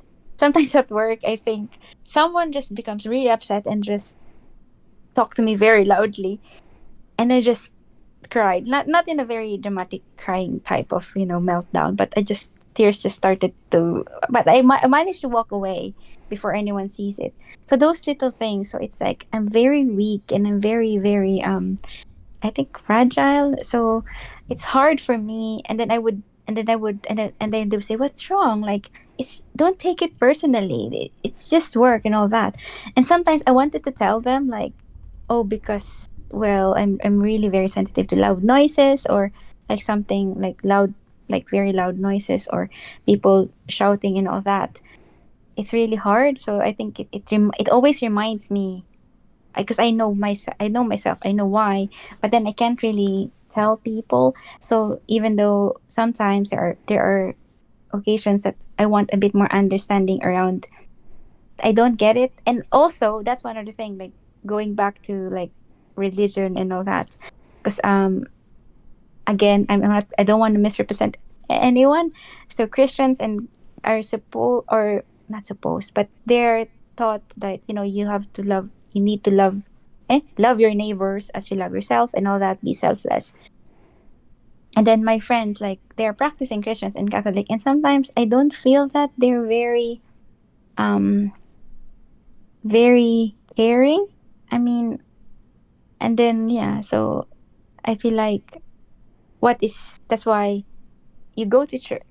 And I don't really want to misrepresent anyone, but I think I'm disappointed at them because I look up to them, because they do go before I do, and a bit now they go to church, they listen to all these prayers, they practice all this, and they listen to all the preach of God is love and all that.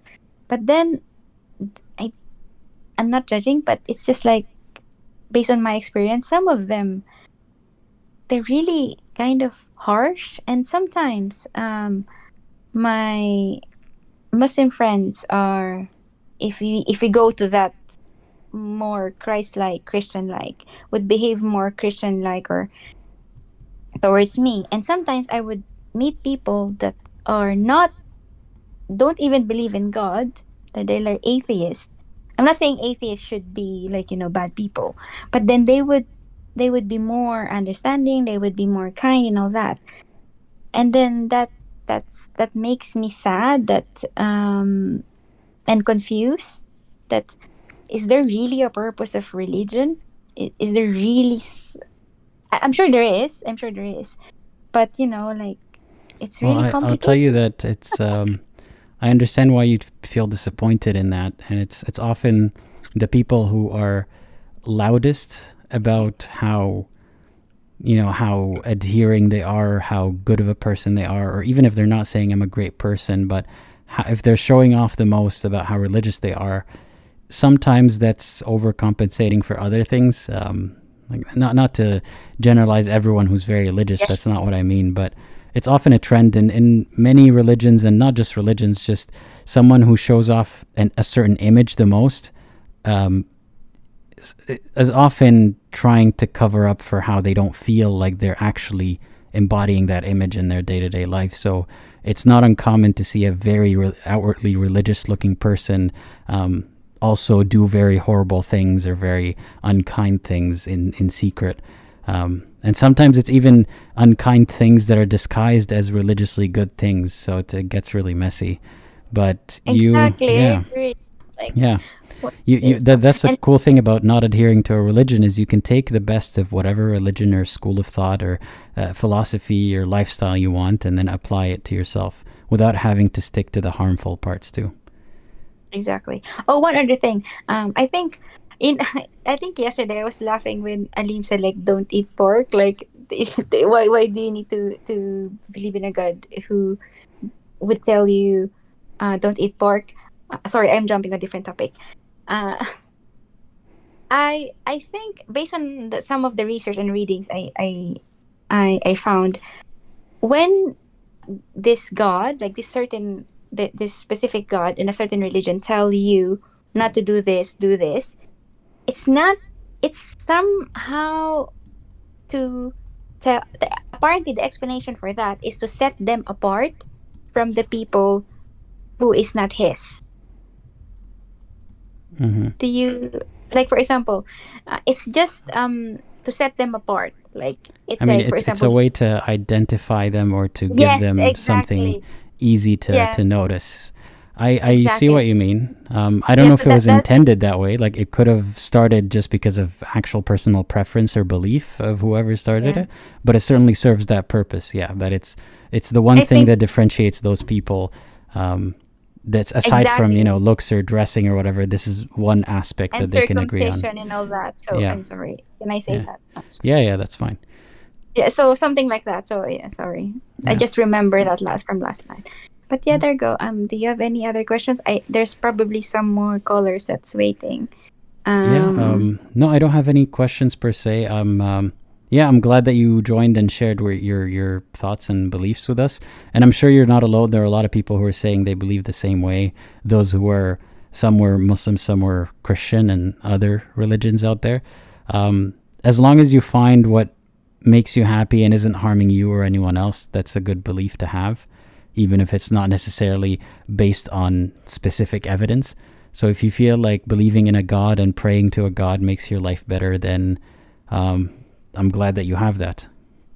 Oh, before I go, I have a question though. I think Hmm. I don't. I hope you don't mind me asking. For example, what do you think? Because I work with one of the surgeons I work with is a, what is he again? Buddhist. Yes, I think they're the ones who believe in like you reincarnate, right? I I'm not think sure. I think it's like part of Buddhism, but I I can't be sure. yes, I can't remember, but this religion is like when when you die, depending on what you did on that life, you will be reincarnated either to a lower or to a higher um higher form of life, something like Okay. that. So because sometimes we would joke around, and if the day in clinic was really difficult, we would say I would tell him like, what did you do in your last life for you to be punished, and we are being affected by this. It's a very difficult Well, what did surgery, you do or in your past life to be in that room with him? Yeah, works on you exactly. too. So yes, so something like that. Like what then he would say like, what did you do in the past? Mm. And we would laugh about it. And then I would ask him like, okay, so since that's what you believe in, um, what do you think will happen when we die? And then he would say, I don't know. That's it. We're dead. So that is just my last question. What do you think happens when we die? We probably don't have time. I Sorry. mean, that's okay. I'll answer that, and then we can We'll wrap go. up the Yes. call. Thank you. I don't think we know. I mean, I have no reason to believe that anything special happens after we die. Just like if a plant dies, we don't think too much about where does the soul of that plant go or what happens. Like in our mind, we understand that it becomes fertilizer for the next plant. Like it dies, it dies. I think, That's true. I mean, as harsh as that sounds, that's my best guess right now for what happens. Because I don't believe we have some essence or soul that gets transported or put in another dimension. I think we are the sum of what happens to us in our experiences and our chemistry. So we are what exists right now. If I die, or if I say, for example, I get a serious brain injury and I lose my memory, then I will. In many ways, I would have died. Like if I lose my memory and I lose my personality, and Yes. I know that there's some subconscious memories and some habits that are like, I don't know, more muscle memory, colloquially. But if I lose all that, then I'm effectively the Aladdin that you used to know is effectively dead. I think it's the same thing. Once we die, we cease to exist, as far as we know. If there's something else that happens, then none of us have a better idea than each other about what that is. But I don't think it's equally likely that there is a hell or there isn't. I think all those theories, all these ideas about what happens after death, whether we all get reincarnated or we all join the same one spirit of God or whatever idea, they're all equally as plausible, and they're all, unknown. So, Exactly. yeah. It's been very nice. I think I have to go. Your moderator is saying to go. Well, yeah, So it was thank you nice talking to you very too. much for the time. Of course. And also next time, I think I have another topic. I'll probably write it down so I don't forget. I'll probably ask you next time. So Sure. thank you very much, Aladdin. It's very nice. Enjoy the rest of your evening. Thanks. Same to you. Take care. Bye-bye. Bye-bye. All right. Thank you again to the caller, Katrina. Oh, yeah, let me remove you from the room. That way the call is over. There we go. Thank you again to Katrina. That was very nice of you to call. I will take the next caller now. We've got, I believe, 2 more callers, and that will be it. So the next caller, Mentally Mutated Man. That's an interesting name. I hope you're feeling better. I'm adding you to the live call now. Hey, can you hear me? Are you there? Let's see. Still muted at the moment.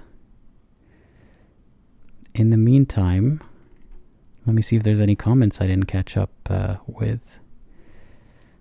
Hassan Aldwan says, when we die, we go to live in a gingerbread house and drink honey and eat marshmallows. That is a diabetic's nightmare, or a diabetic's heaven, I guess, if they don't have diabetes in heaven. Oh yeah, that is a sweet afterlife. Hey, can you hear me? Can you hear me? Yeah, I can. Good. How's it going? Just fine. And you? I'm doing great, thank you. So tell us a little bit about yourself and what you'd like to talk about today. Wait, I'm hearing 2 voices at the same time for some Ooh. awkward reason. Please do close the YouTube video.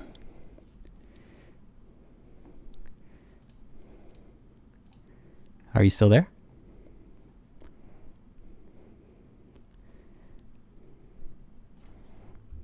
So you should still be able to hear me through Discord, hopefully. Discord? Yep, I can hear you. Good. Good. All right. So yeah, problem. tell me a little bit about yourself and what you would like to talk about today. Okay, I would like to talk about my journey into and out of Islam.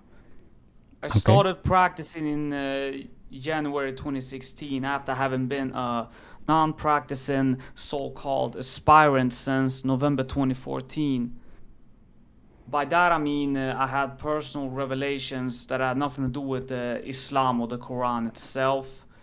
I just simply started participating in Muslim contexts occasionally. And I had been before we begin, may I ask you, what do you believe in now? As of now, I would say I do believe in some God, but no official religion, or I have no worries about the afterlife or eternal hell, that is.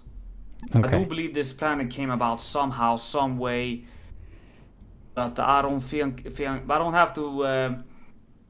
have to, unlike before, I don't have to, fill in the blanks any longer, trying to figure everything out. Just because some guy might have created this planet, so to speak. Okay, so at some point you did believe. You said you received messages, or what was that? Can you repeat that, please? I didn't understand the question, honestly. You were saying that in 2014 you started receiving revelation or something of the sort. I might have misheard you. Yeah, in November 2014, excuse me, I decided out of nowhere pretty much that I was gonna become a Muslim now. I had some kind of euphoria, and I was well acquainted with Islam since, I'd say, junior high school, quite well acquainted. But but in the end of 2014, that's when I really decided to take the first step, so to speak. Can I ask you, is my voice when it's heard on YouTube, is it about as loud as yours? I think it is, and the comments can confirm, but it seems to be. Okay, good. I had read the Quran previously, but I hadn't understood it. In early 2014, I read the Quran in Swedish. I'm from Sweden, but I didn't understand much of it. It was very repetitive. I didn't, back then I didn't, it didn't affect me much. So in November 2014, just clicked inside me, and then I started going through mosque like once a month at first, where I took my shahada, and then I had my first Ramadan in the summer 2015. I started that's when I started going like every Friday and even after that. In early 2016 and beginning of the year, well, at the end of 2015, throughout 2015, I was still not so worried about the afterlife. Islam was more of a joining a club, I'd say. But it was towards the end of that year, 2015, that's when I really started to worry actually about the afterlife. Like, what are the rules really? Am I really living correctly according to God himself, whatever religion is official, so to speak? Because I wasn't sure if it was Islam or even Christianity at that time. So I started doing some research in January 2016, and I didn't do quite as much as I perhaps could have, but whatever I would have done, I would have probably come to the same conclusion at that time, that Islam is the true word religion of God, the Quran is the true word of God himself, and this is the absolute true religion that you absolutely have to follow in order not to burn in hell. So I was stuck right there. Okay, and how did you get unstuck from that belief? Unstuck, well, that would take many years and incidents later. Well, in early 2020, I was hit by chronic fatigue, and it came in good time due to COVID. It had nothing to do with COVID, really. I was hit with chronic fatigue, and I still have much of that to this day, 3.5 years later. And and as I went through therapy over the years, it became more and more obvious. And no therapist ever said anything about religion. It's at least not any specific religion, but hardly ever about religion. You know, it was mostly about just workaholism or whatever, people pleasing. But it became increasingly clear to me over the time that Islam was the main reason for my new current situation. And it's been more than a year since all the restrictions were lifted. Here in Sweden, they were lifted in like April 22. So I really have fallen off since then. You know, now that COVID is no longer, you know, isolating everybody else on this earth. So, Sorry, to clarify, you're talking about Quran fatigue. It happened during COVID time. By that you mean you were Quranic fatigue. Do you mean by that that you were... Not Quran. Oh, chronic. Okay, chronic fatigue. Okay. Sorry, because we're thinking Quranic fatigue. That's okay. Okay, chronic fatigue. All right. Yeah, please go ahead. And where was I? So you were talking about having chronic fatigue and then COVID being over. Yeah. Yeah, and it became increasingly clear that Islam and all its practices, the prayers and all of that, was the main reason I had caught chronic fatigue, because the prayers kept me stressed out day in and day out. You know, having to make them perfect and such in order to not burn in hell. And it's been a huge relief since I left Islam. I officially left once I stopped praying, at least in my own mind, on September 2nd last year, almost a year ago exactly. And it's been a huge relief not worrying about hell and prayer and stuff nowadays. I'm still physically handicapped after all these years, but I made quite some progress. I'm still going through therapy though, you know, trying to get by. I'm glad to hear that you're getting by. Yeah, and so you said that you had left religion when you stopped praying. If you don't mind me asking, what made you a believer in the first place, and what made you leave the faith? Well, I think I have to start with what made me leave. Well, it all went gradual. In 2020, you know, we all became isolated from each other, and all I really had was a screen and those that I followed on social media, including personal friends. But as time went on and I became more reflective of stuff, I've started cutting people off, including practicing Muslims that I've been hanging with closely since during my time as a Muslim. I felt like I was a better Muslim on my own, and not free from a lot of people's personal influence that might or might not have anything to do with the religion itself. It became more of a personal, I'd say, crutch or a problem as time went on, when it was just me, myself, and I left. And I started in December 2021 already. I decided to unfollow the vast majority of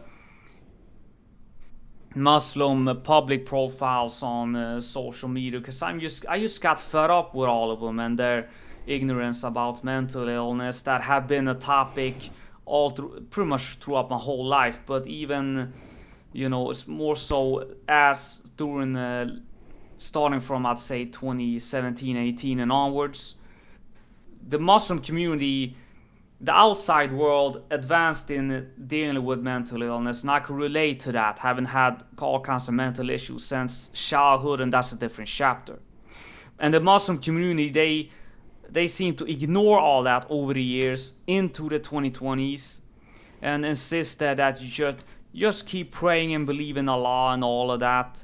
And it came, I and the Muslim community, the Ummah, we just fell apart simply, gradually over time. And by the time I officially left the religion, I had pretty much already left very much of it. The only thing I stuck to was prayer, and I had simplified the prayer greatly. I had to simplify it due to fatigue since early 2020 already, which it made life much easier already, but that was no excuse for staying a Muslim, much less becoming a Muslim in the first place. But I didn't see this coming, because I mean, we have Habib, we have Muhammad Ali. They didn't become crippled because of Islam, did they? So why me then? I thought in my young days that can't happen to me. I thought that only happens to atheists and kuffar, I thought.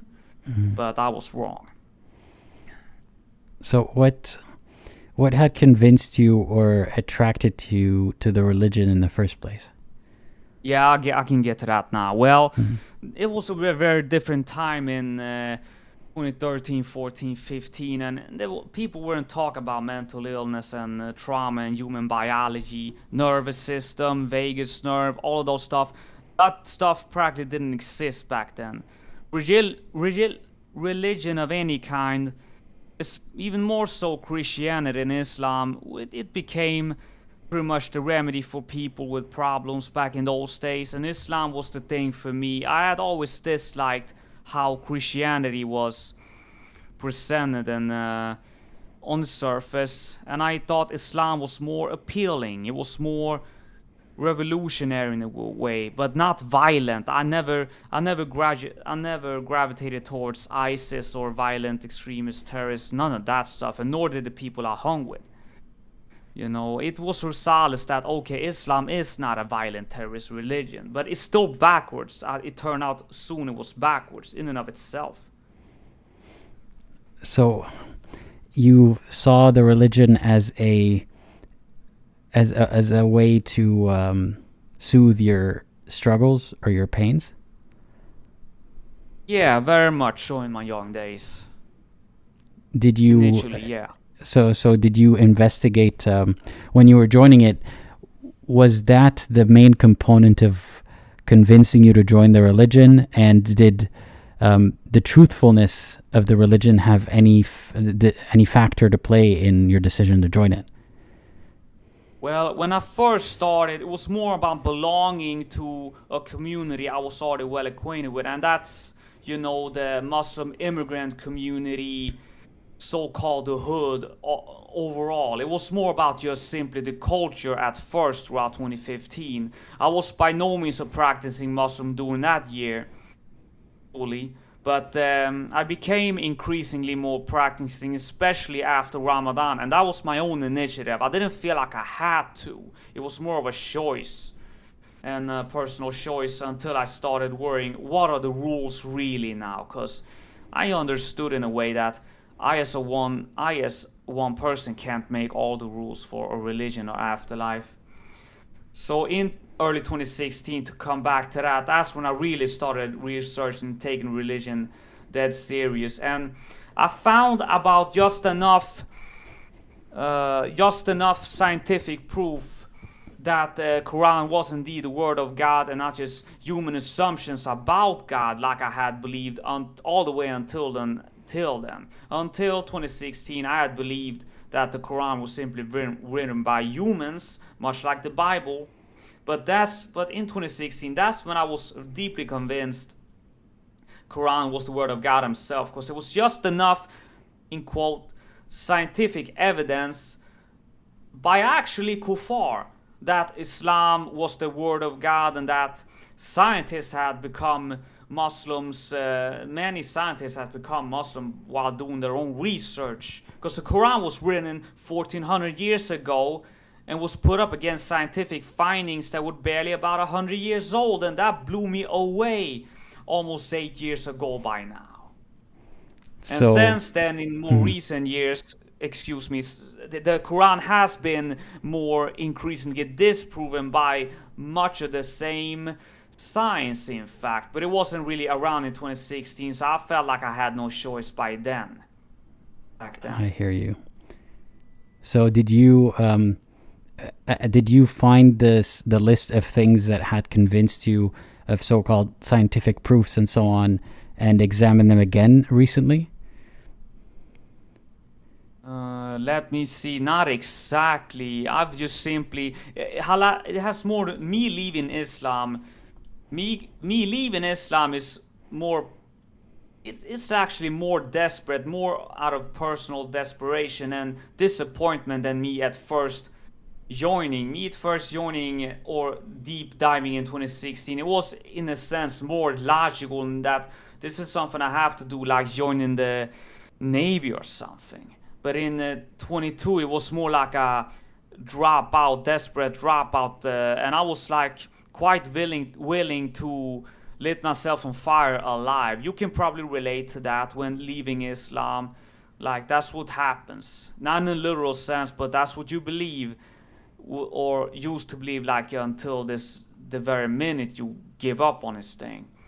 But it was more desperate because the fatigue had gotten worse. In some ways better, but it had become more obvious that this religion is not.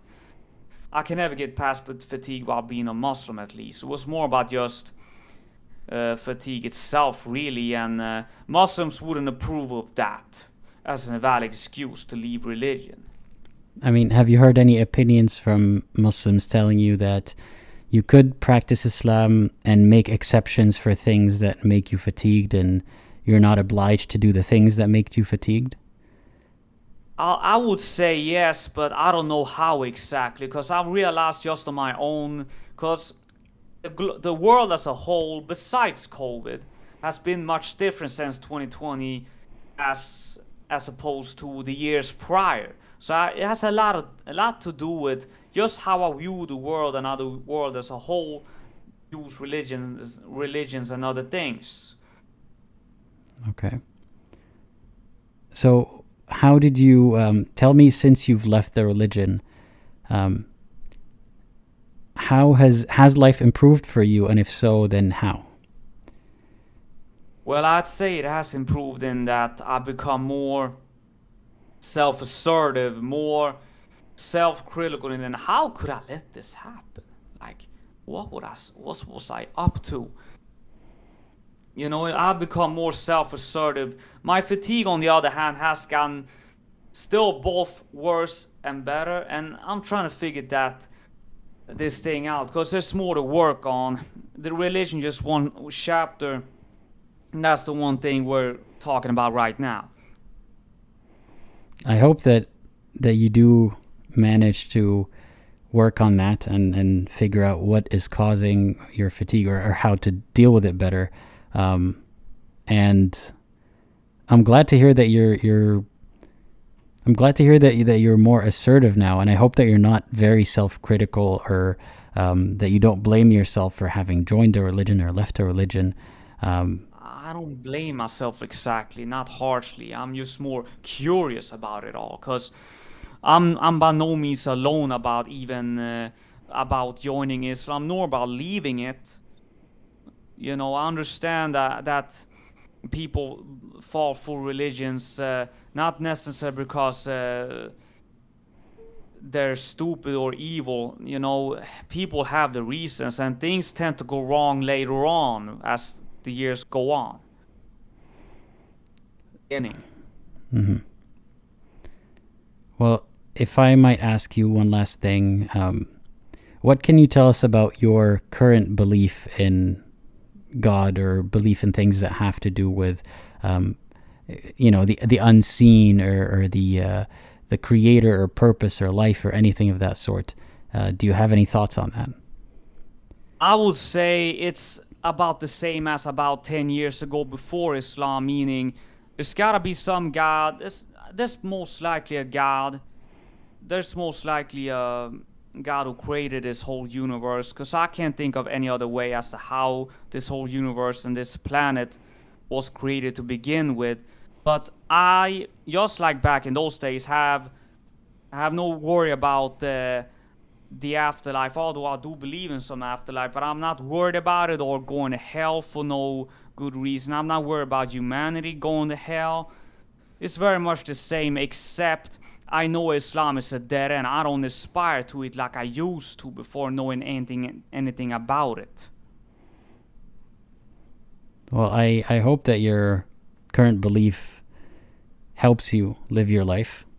I hope that going forward, you don't face any difficulties with your belief, and always continue to, be critical about what you believe and your actions. And yeah, I hope you continue to live a good life, and I hope that you are able to manage your fatigue even better. Yeah, I'm not worried about the, belief itself later on. I'm not. Mm-hmm. Well, is there anything that you would like to add or ask me before we end? Well, I might add some details to the practice, and that is, the one thing that probably hurt me the most during the practice is that the Fajr prayer, the prayers themselves are bad enough, but the Fajr prayer in the middle of the night, I was never allowed to get a full 7-8 hours sleep, hardly ever during these years. So that's something that can upset me in retrospect, that the Muslim Ummah and the scholars, they never said that we need to move the fire prayer for sleep, especially in northern Sweden. I'm from Umeå in northern Sweden, where the sun really is high up during the summers and low during the winters. It's very dark in the winters, very light in the summers. But so is Sweden overall and Scandinavia overall, and the scholars never said anything about moving fire to get proper sleep, which might be easier in the Middle East, North Africa, where most Muslims on earth live. And another thing also is that the rule about wudu, where you have to wash yourself for, well, most prayers, it led me to eventually have hemorrhoids, and because I had a hole in gas in between the prayers to not break the wudu, and I also held the bladder for many hours every other day for some time due to the wudu rule. To skip the wudu became complicated also. So I didn't want to have to make the wudu one more time, and it caused me a urinary tract infection during like 2018-19 as a result of this rule. So the wudu itself made the prayer much worse than it already was, and in 2020 I couldn't no longer make wudu, and it was hard. I had to simplify the prayer greatly. I could, and that was a relief in and of itself, but that's no excuse for the damage that had been done. And the Ummah, they refuse, the scholars refuse to even deal with these things, but I guess you can't do that, because that would, dissect the whole religion as a whole. I'm surprised that you didn't hear an opinion from a scholar that made things easier, but yeah, I'm glad that you don't have to deal with that anymore. Well, I asked a whole lot of questions to the guys that I knew, and some others, scholars from across Sweden, and I found plenty of deviations, I would say. I managed to find a version of Islam that was quite liberal and flexible, actually, as opposed to some more conservative versions of it. Like, for example, I was told in the beginning that music is not absolutely haram. It's just ikhtilaf or makruh, meaning disliked, or scholars have different opinion. Just an example, I found quite some relief in regards to most things. I was told quite early, once I asked in 2017 at times, that it's not absolutely haram, that dogs are not absolutely haram. You can touch dogs, it's okay. Things like that. You can be with your family, my white, ethnically Swedish atheist family. I could be with them at Christmas, which is haram in Islam otherwise, to celebrate Christmas. Stuff like that. It wasn't the most conservative version of Islam, and I guess that became somewhat of an excuse.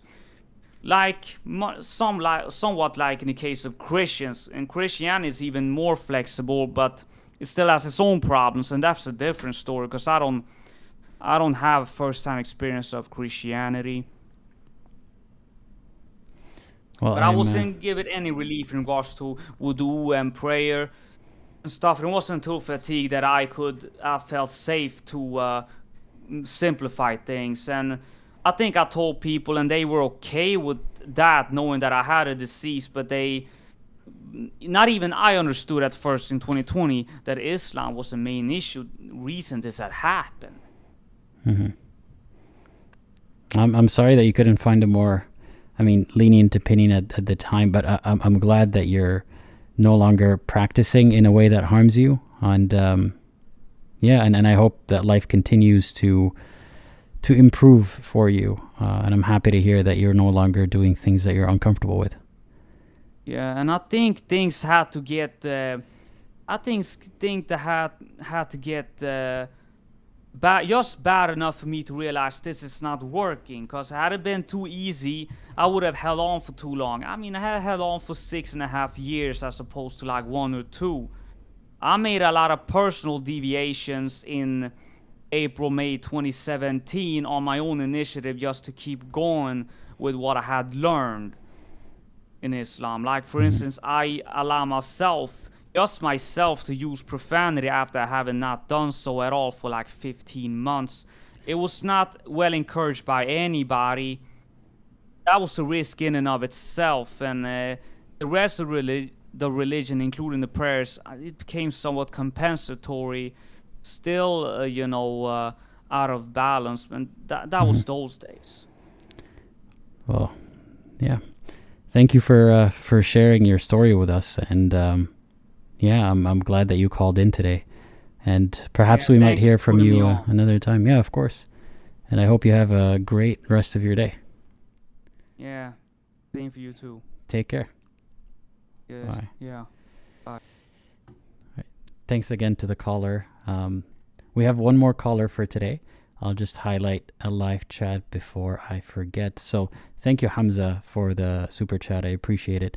Hamza asks, have you ever covered the timelines of prophets in Islam? Ibrahim lived around 2000 BC, Noah around 3000 BC, and Adam 4000. No, I haven't made a video specifically about that topic, but I will keep that in mind. Thank you for the reminder. One thing I wanted to mention about the caller's story. There's something about sleep and Fajr prayer. So Fajr prayer is at dawn, basically. It's the earliest prayer, and depending on which time zone you're in, there are parts of the world where you don't get a decent night's sleep between sunset and sunrise, especially if you got to wake up to pray at sunrise. And in some parts of the world, that's not as much of a problem, but people's schedules still shift to a degree so that you have to wake up, pray, and go back to sleep, for example. And just one thing that I wanted to mention is that the disruption of sleep, I'm starting to learn recently about how important sleep is and what problems can arise from lack of sleep or lack of proper sleep hygiene. And that could potentially be almost an epidemic of worsened health because people don't get a full night's sleep or because they wake up too early to pray that prayer and then they go back to sleep. So I can't say definitively that it's bad to wake up early and pray a certain prayer, but it can be very bad if you don't get your full night's sleep from it. So that's just something I want to mention. Anyway, we have our last caller for today, ALK. I hope you're ready because I'm going to add you in a few seconds. Let me see what's going on in the chat. So I like that there's always a conversation in the chat that has nothing to do with the video. That's always good to see. But if you do notice that someone is trolling, feel free to report that.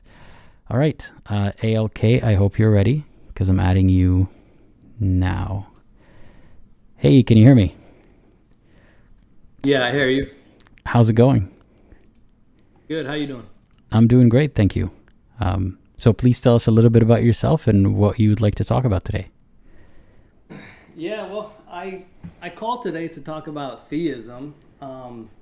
Based on your first call, maybe the thing that I called to talk about, you're not necessarily looking to get into it, but I called with the intention of talking just why I believe in God, nothing religion specific. And it was kind of based on some of the stuff that the first caller was talking about. Okay. Yeah, please do go ahead and tell me why do you believe in God and what you mean by that God? Okay, so I guess let me try to lay it out as an argument or something. So I believe in God. What leads me to that is, so when I look at let's use the word cosmos. I look at the cosmos around us. We see the existence of the cosmos. And regarding this fact, one of two things must be true. Either the cosmos have always existed, or they went from a state of non-existence to a state of existence. It has to be one of these two. And I can eliminate the claim that the cosmos has always existed due to the impossibility of an infinite regress. So what that tells me is I can say for a fact that the cosmos went from a state of non-existence to a state of existence. Now, given this, only one of two things can be true regarding this. Either going from a state of non-existence to existence was a natural phenomenon, or it was a supernatural phenomenon. Only one can be true, not both of them. And I think we can eliminate that being a natural phenomenon because if we look at the conservation of the law of conservation of energy says energy cannot be created nor destroyed. So if we look at that, what that tells us is nature cannot take itself from a state of non-existence to existence, as that would be a direct violation of this proven, verified natural law that we know about. Yeah, I guess so. That's... How would so I suppose one explanation would be that there's a cause for all of this. There's something that's above or outside the universe, right? Well, what I'm saying is we can say that for a fact. That is a fact. That's not a belief. I mean, there's you could say you deduced it, but I don't think we can elevate it to a fact just yet. It's so hypothetical and theoretical, but I'll go with that. You want to call it a fact, we'll go with that. So the fact that there is a being or a purpose, or sorry, a creator or a causer outside of the universe. So how did that come to be? Well, so whatever is outside of the universe or outside of space and time, this is a quote unquote dimension which is irrational to the human mind. So, you're asking me to rationalize something that's irrational, which ironically is what religion basically attempts to do. But in a scientific manner, I can't give an answer to that because that doesn't really make sense. We can't speak in scientific terms about anything outside of space and time. That would be a contradiction. By that logic, then, how can we speak about it's irrational that the universe has always existed, but it's also irrational that there was a creator that always existed and then made a rational universe? Well, the thing regarding this creator is, we got to pay attention to what are the basic ways that religions describe this creator as spaceless, as timeless, as supernatural. So when we understand that this is how this entity is described, what that essentially tells us is it's something not bound by natural laws or natural logics.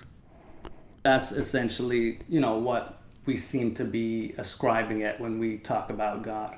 But why can't we ascribe the same thing to whatever the primordial soup of the universe is, or the universe itself? Well, it's because it exists in an irrational state. So we can't speak of it in scientific terms. Yeah, So, but I I mean, mean, if you like, want, but by the if you want to same, label yeah, go ahead. I was gonna if say you want to by label by the same logic, if we say the universe has always existed but was irrationally frozen or not really doing much until it started doing things, and that things started being rational and causal after that. What's the difference between that and saying there was an irrational cause that then created a rational universe? I'm not really entirely sure what's the difference between those, but essentially what we're doing is we're coming to the conclusion that we can say for a fact that that dimension exists, right? And this is kind of the step one in a belief in God. I don't think we could say that for a fact. I mean, to define it as a dimension, you're saying that we could say for a fact that this entity that's beyond the universe, the rational universe, exists. Is that what you're saying? We can say for a fact that something exists outside of space and time because we cannot remain within space and time and explain the existence of the cosmos. It's not possible. These are space and time are absolute boundaries, and one must be broken in order to explain existence as we know it. And but so, I mean, we can't say that those bounds must be broken by a god, when by the same logic we could say those bounds. I mean, here's what I'm trying to say. I feel like you're pushing the irrationality part onto God, but any other irrational explanation is just as rational as God did it. Well, this explanation that I gave, I can back it up with science. I cannot prove it through science, but I could back it up with What's the difference between backing up and proving? Well, proving, you can only prove a positive claim, but my claim is not a positive claim. My claim is that nature cannot create itself. That's a negative claim. So I cannot. But God can. How can God create itself? Well, God is outside of space and time, so I don't know. Like, God is irrational for me to actually comprehend. Islam teaches us this. We were young when we learned this. Right, So, but I mean, yet, but the problem with there's a lot of irrational explanations in your explanation that you think might be okay because there's a clause that says God is irrational and you're not supposed to understand it. But if we're using that exception, then I can give any irrational explanation and say, well, we're not supposed to understand it. Sure, as long as that irrational explanation can be backed up. Like the But way I mean, the irrational explanation you're giving can't be backed up by science because it's irrational. No, it can be, because the law of conservation of energy, this is a proven, verified law of science. Yeah, it's This an tells us- observable thing, right? That we can observe that ever since our existence, matter has not been created or destroyed. Yes, exactly. Right, but that doesn't say anything about, like, you're saying, therefore, because that rule must have been broken for the universe to exist, so I can ascribe as much irrational explanations to my initial explanation. But I can also ascribe as much irrational explanations to anything else. Well, here's what I can say. I can say that I know that irrational dimension exists. Now, if I start forming my own personal view of God, let's say as described in Islam, that requires a lot more things. That requires belief, and that requires numerous other things. But I'm not necessarily getting into that, which is why I was trying to keep this a theism, atheism discussion rather than anything to do with religion. Well, I'm trying to think about how to reach your conclusion. So, I guess mean, if I were to just to ask you this, so if an infinite regress, is that irrational, that the universe has always existed? Yeah, like infinity cannot exist in actual physical science. Like science is, it can only exist in math and hypothetical. But God exists as infinity, but not in science.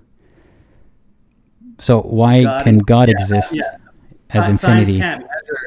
Yeah, science can't measure infinity. So it, yeah, of course, it doesn't exist in the world of science. Whether we're talking about God or whether you want to just label it nature, other nature, super nature, whatever you want to label that dimension.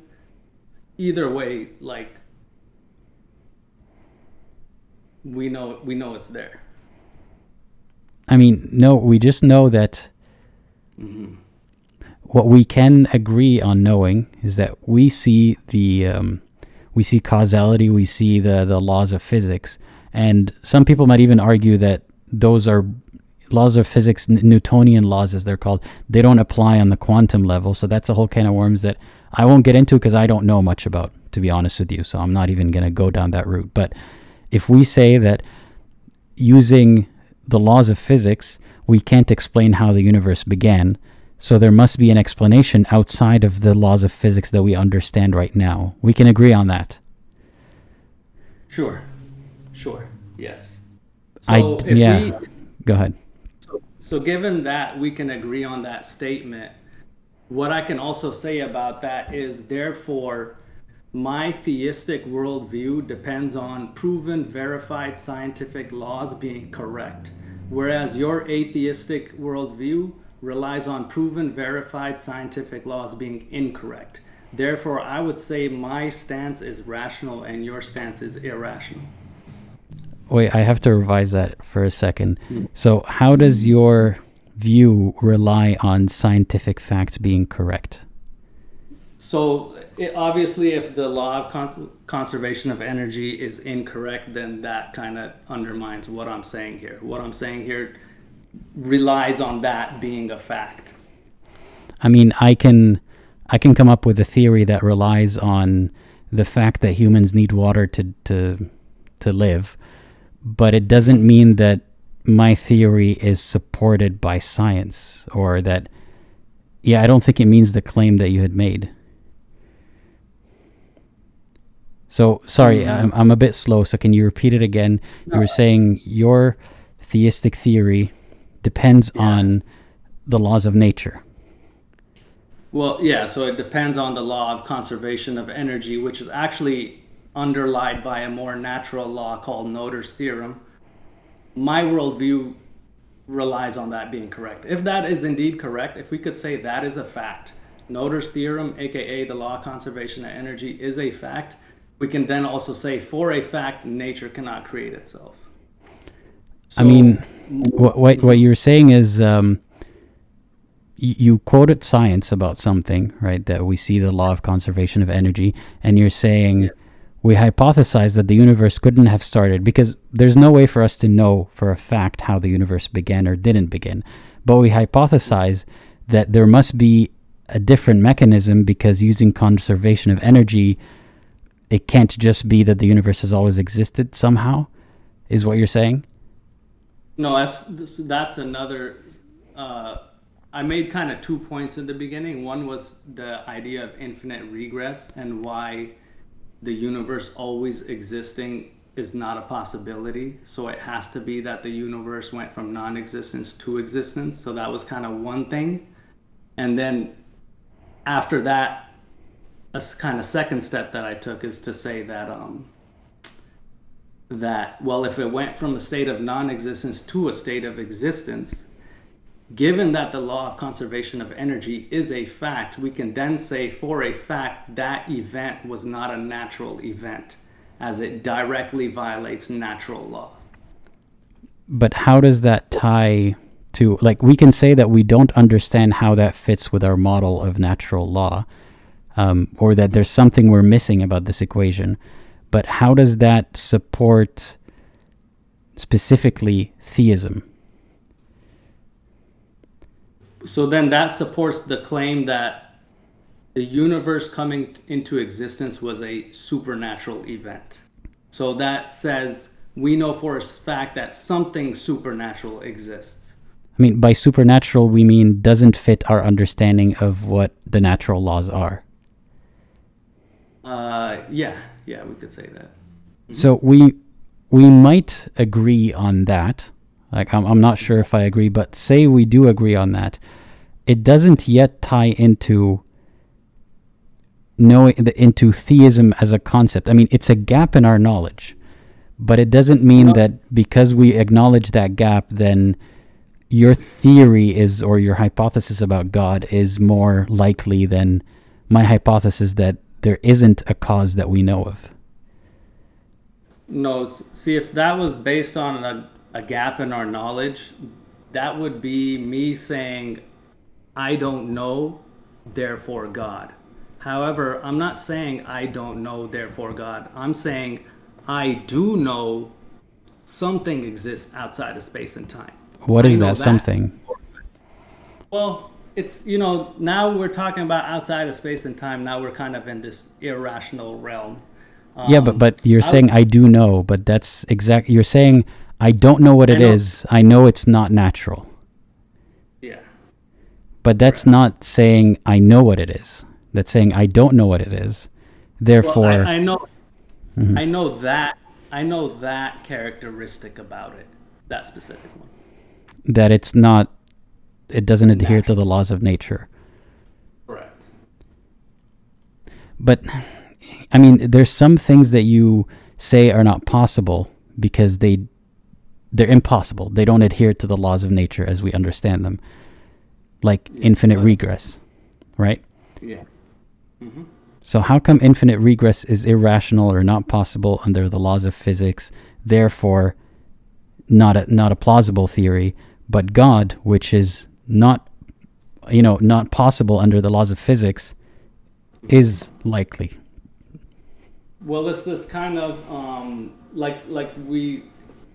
how do you say, it's the extent of that is like, okay, I must admit that there does exist something outside of like this kind of observable, demonstrable, comprehensible world around me, and then we label it God. And no, I can't admit to the existence of something if all I'm admitting to is I don't know. It doesn't fit my current model. But you do know it's something not natural. It's something outside. I don't even know if it's a something. No, like something is being too generous with, describing it here. Yeah. It's a gap. We don't know. We just don't know.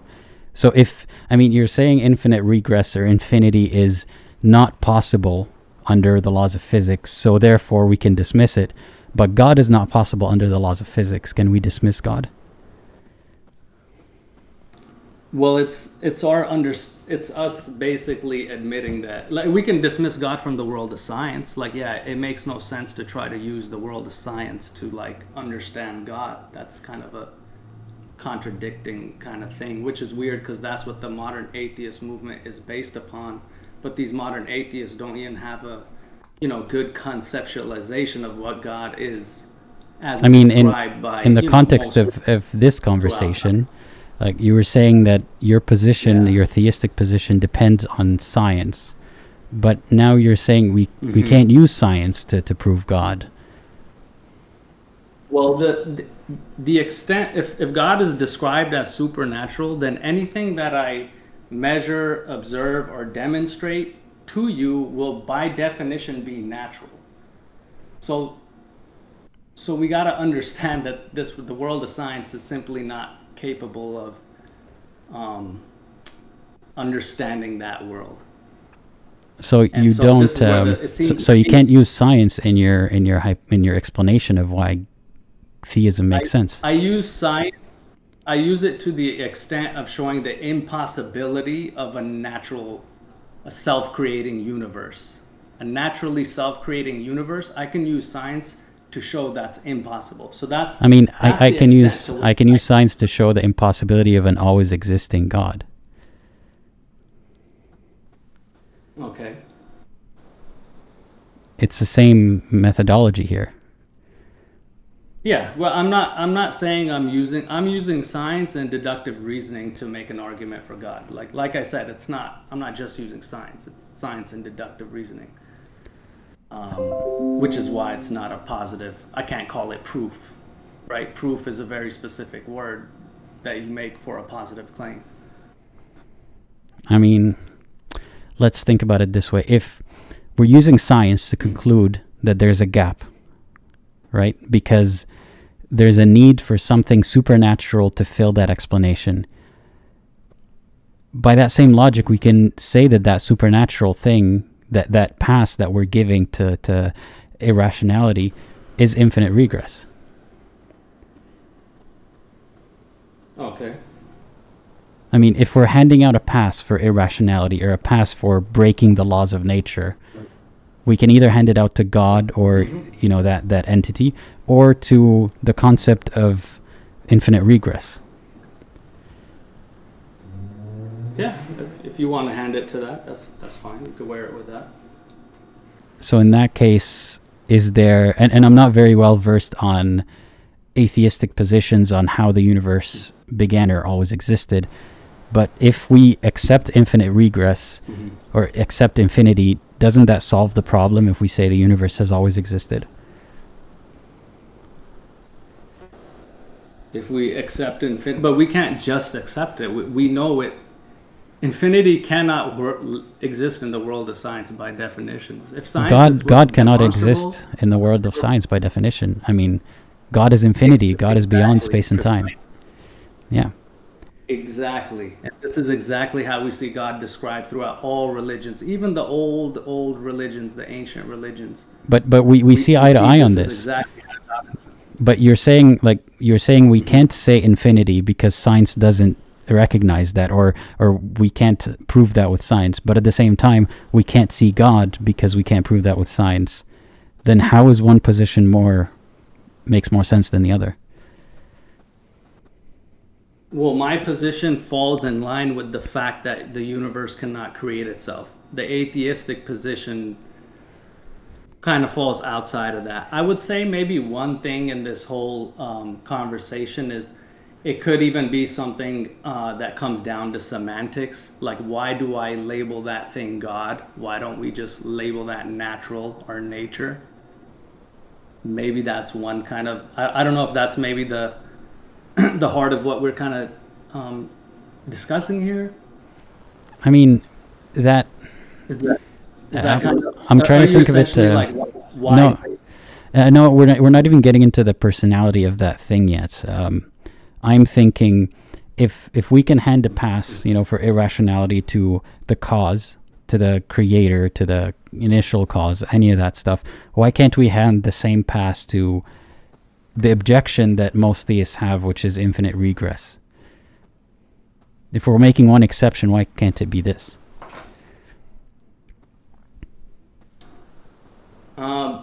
Because like infinite regress is a concept. So if you were to say that the universe has always existed, that's a claim, correct?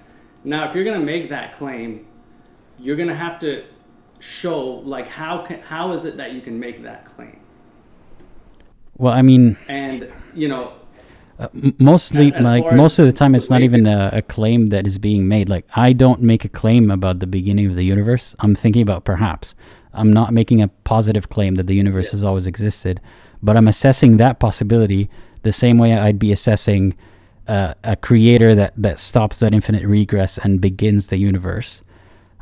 So I'm not proving that the universe has always existed. I'm saying it's just as unproven and just as plausible using the same mechanisms of explaining as God. See, the problem that what you're doing here is you're confusing the creator with the creation. In Islam, there's a very clear divide between creator and creation, and we as human beings. Wait, I didn't. We didn't get to we didn't get to specifics yet. So we're talking about it as a general concept, because I don't want to trip you up on a lot of things that have to do with Islam and God. We're just talking about, you know, if it's implausible for the universe to have always existed because of the laws of nature, then we need a thing to take up that implausibility, to soak up that irrationality. So why can't we ascribe it to the problem itself, to the, you know, self? I mean, it doesn't even have to be a self-creating. Like, let me ask you this question. I know it's a cliche question. What created God? See, somebody who asks that question means the entire concept of God has gone over their head. that if you understand what God is, you understand why that question makes no sense. Then I could say the same exact thing about the universe. entire- What if I say that about the universe? Yeah, exactly. So us as humans, we know that there exists something like outside. There exists some sort of unseen world of sorts, you could say. We know that for a fact. I don't think we do as a fact, but if I were to say the same at least thing, the way- I mean, if you were to say who created the universe or what created the universe, as theists say, what if I tell you, by asking that question, the concept of the universe has gone over your head? The universe is everything and always was and always will be. I mean, if you want to say that, you can say that. You know, it's the thing is, I'm kind of looking at this through the lens of science, because that seems to be tied to atheism a lot, and I'm trying to show how science is. At its heart, like, it's not even the right tool to use in this thing. It kind of makes no sense. But the degree to which we can use science, it certainly points us to the reality of the existence of this sort of entity. I mean, so are we using science or are we not? Yeah, so we're using it again to the extent that we're saying that, the cosmos could not have created itself. We cannot explain the existence of the cosmos within space and time by staying within space and time. We know we have to break one of these barriers. Let's think about it this way. What if the entire existence, the universe, and everything that we witness right now is an expression of God? Like, what if all of this is God? Like, God didn't... You say, like, God, for example, when I ask who created God, theists obviously say, that's a nonsensical question. God always has been. So let's break it down as an analogy. What if we're like the organs of God? I guess that's kind of what religion is. They talk about heaven and hell, and they describe it in terms that we understand, but what does that mean exactly? Like, what the hell? We don't know. We know that, for example, in Islam, it mentions how if we were to even see God, we would not comprehend what we're looking at. So that falls exactly in line with this entire concept that I brought up. No, I mean, it also falls in line with the idea that it's a very good excuse to give someone that, oh, you can't see God because we would collapse if we saw God. Like, that's not possible. But if we are... No, not that you would collapse. That we wouldn't comprehend it. That, I mean, it's like saying, I have an invisible bridge to sell you, but you just can't see it. Like, what I'm saying is, it doesn't necessarily prove the rest of the hypothesis. It seems just as likely as someone saying, well, you can't see him. No, but you described an invisible bridge. That's still a claim. You would still have to show something. Why do you describe it as a bridge? Can you drive cars over it?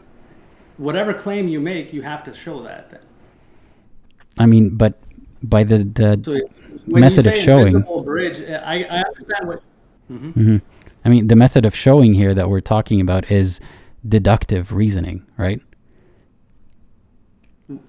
So how do you use deductive reasoning to... I mean, if I told you, look, there's something on the other side, something of mine that I had put there, how could I have gotten it there if not by crossing a bridge, for example? Like, would that be sufficient proof that I have a bridge?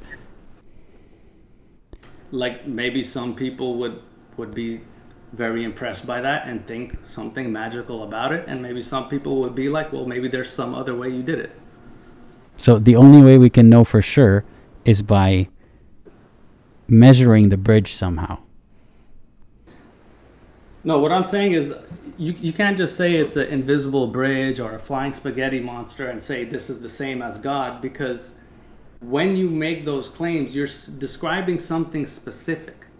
When you say Santa Claus, you're describing something specific. A guy in a red suit flying through the sky with reindeers, then you got to show that.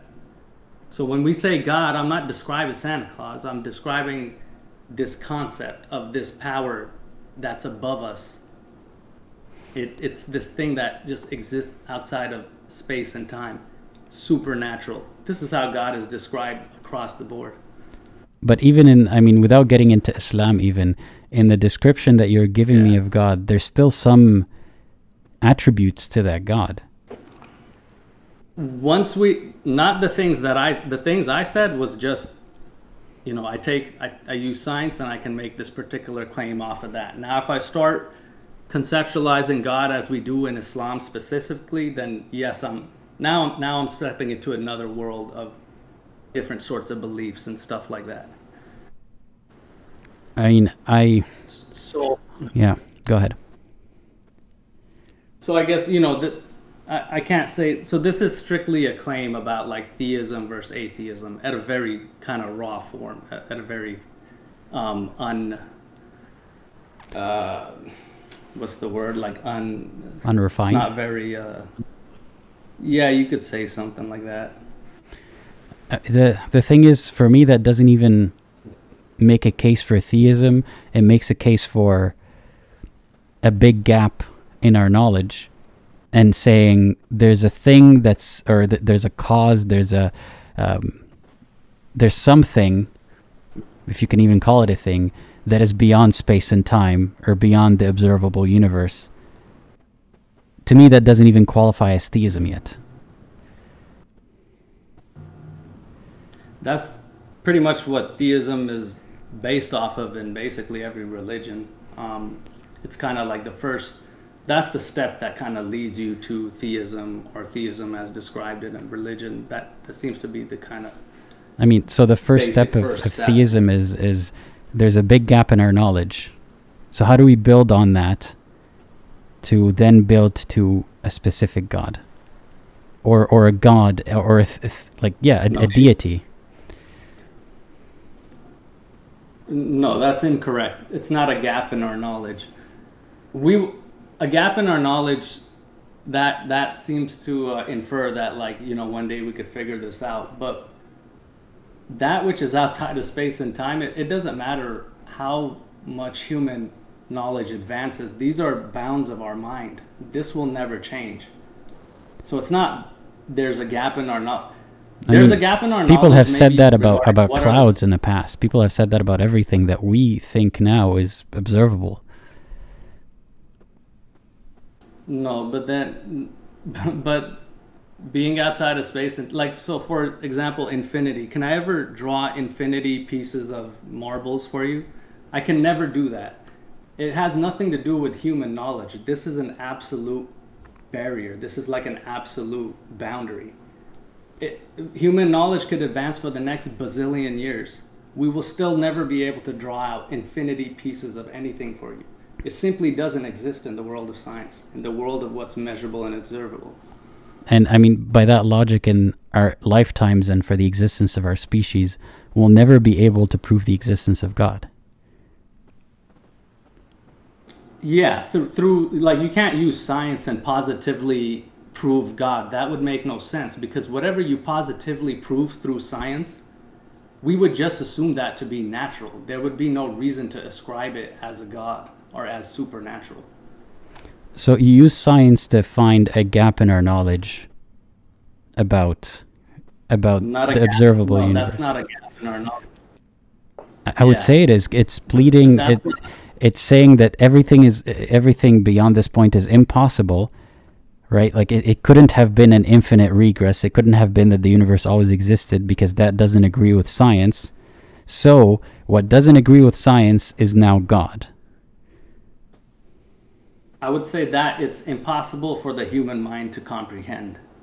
Then what if it's impossible to comprehend, then how do you have any idea about what it is?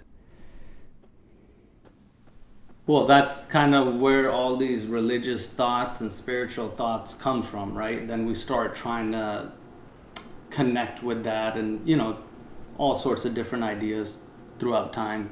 That's where all this other stuff comes in.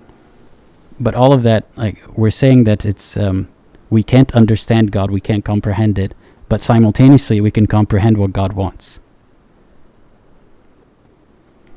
Well, if I were trying to make a claim for a specific religion, I I would start trying to make these sorts of claims. But I don't necessarily make those claims because I don't know what the hell am I going to say. I don't know. I'm just a person like you.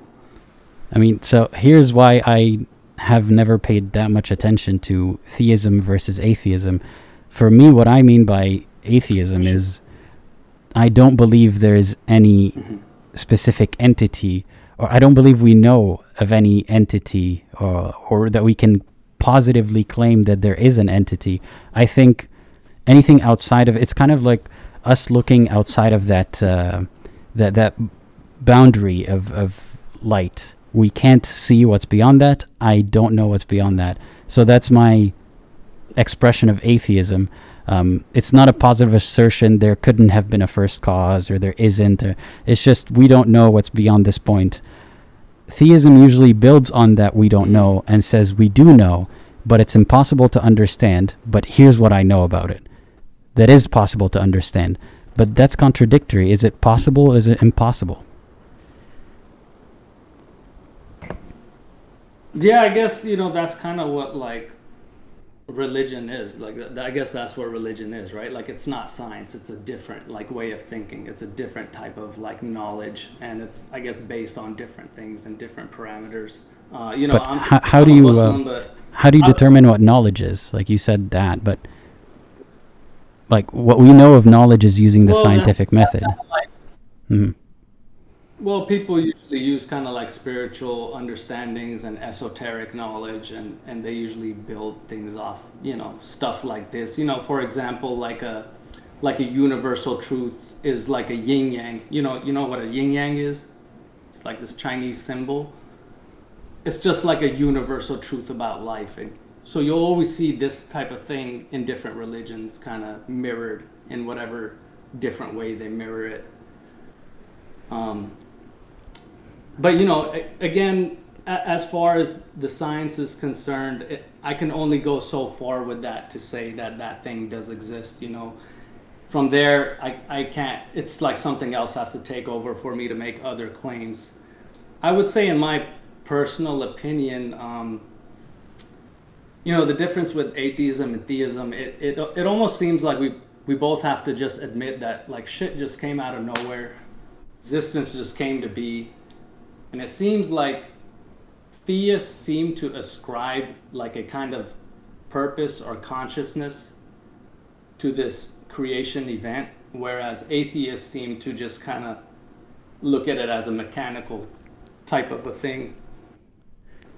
I mean, so just to mention, to express some of my ideas of, I don't think that the God question is ultimately a science question. I think it has more to do with what I just mentioned. It's almost like has to do with purpose. Well, I have to say something here. If we play by the rules of science up until we get to the point that we can say, according to the rules of science, I don't know, or it's beyond what we can measure or guess, then beyond that, everything else that you say beyond that is baseless, right? It's based on contradictory ideas that we're not able to comprehend, that are somehow still comprehensible. Like, for example, we didn't delve too much into religion, but you said that Islam says that if God were to show itself to us, we wouldn't comprehend it. But there are narrations, as you might know, of God showing itself to prophets, and either like a mountain collapsing or the prophet passing out. But it happens that prophets have seen God. So how has that happened if it's like impossible? I don't know about any prophets seeing God. Maybe I don't know what that means. Who saw God? I can't remember which prophet it was that saw, but at least Muhammad, when he went to heaven, he saw God on his Isra and Mi'raj trip, at the very least. But I can't remember if it was Ibrahim or somebody else who saw God on a mountain. If it was Ibrahim or Moses, don't quote me on that.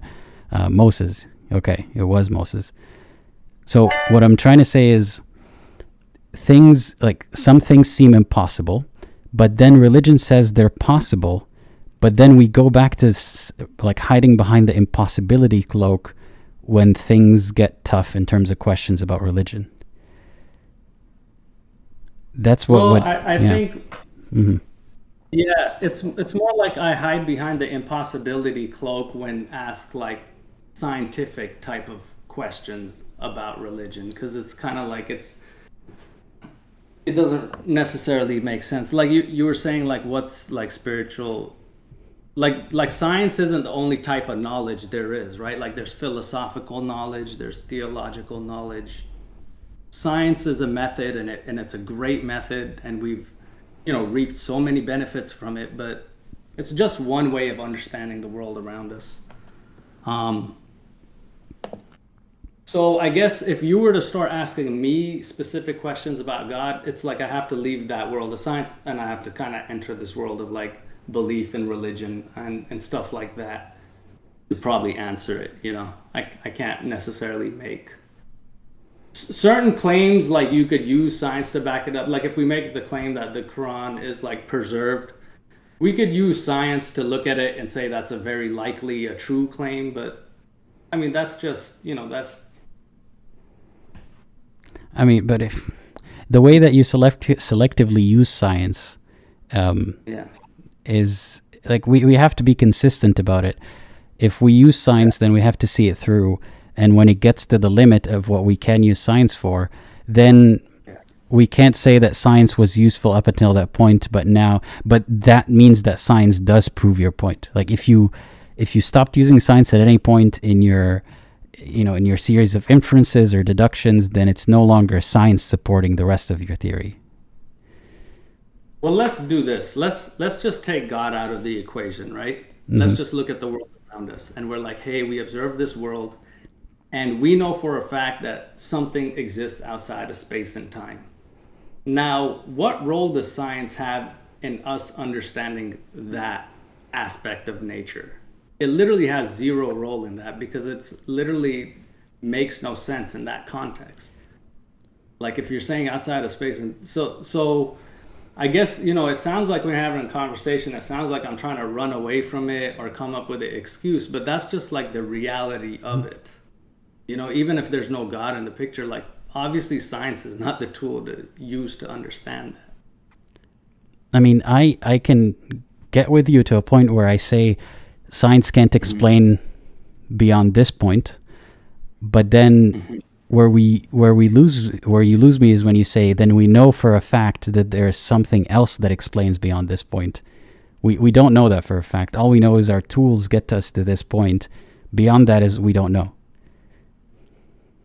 Well, if I could say, let me give you two premise and see if we could accept this as a fact, that the universe went from a state of non-existence to existence. If I can call that a fact, and you may not agree with me because you're not sold on the infinite regress thing, but let's just say if I could call that a fact. The universe went from non-existence to existence, and I could also say for a fact, energy cannot be created nor destroyed. I can then say for a fact that something outside of time and space exists. I don't know. How can we say from the beginning for a fact that the universe went from a state of non-existence to existence? Well, that kind of hinges on my infinite regress argument. Cosmic Skeptic is an atheist YouTuber who's made a few videos on this, I believe. He might even have one specifically on this. People should check that out. Maybe he can explain it better. He calls infinite regress impossible. There's also another person on YouTube. Her name is Sabine Hossenfelder. She's a physicist. She also has a video talking about how infinity cannot exist in the world of science. And well, the context that she brings it up in is that she thinks that theoretical physics should not have infinites inside of it. And, that was her argument. But I guess just to throw some things out there, if, maybe I'm not making sense, or maybe I'm not very clear, maybe they can explain it better, or maybe I'm just wrong. Like maybe I'm saying something and I'm not understanding what I'm saying wrong. I don't know, but no, I mean I've appreciated this conversation so far, and like I said, I'm not even prepared on this topic. You probably have read about it more than I. I'm just giving you my thoughts as I'm hearing yours. Where we lose each other is I can tell you science can take us this far, but I can't infer, therefore there must be a thing, a singular thing, or an entity or something that has the answer to the rest of it. Because we haven't even agreed that it's one thing. I mean, it could be more than one thing. It's just, I think that there's a lot of inferences in the dark but I can't think, I don't think we can be as confident about those inferences and those hypotheses as science in any way. Yeah, I agree. I mean, esoteric knowledge and spiritual knowledge, like, we don't necessarily equate that to scientific knowledge. They're very different. Well, I want to ask you a question. It's not about Islam per se, but it's about this conversation. Do you believe that I've been talking to you, that I've been honest in what I've been saying to you, that these are actually my thoughts? Yeah, 100%. Like I can tell, like, I've probably read up on this a lot more and stuff, but it's cool that you're having this conversation with me, and hopefully I brought something up new for you to think about, and you brought something up new for me to think about. Who knows, Yeah, and I appreciate that, and I also want to ask, so do you believe that my position on this is actually what I'm convinced of?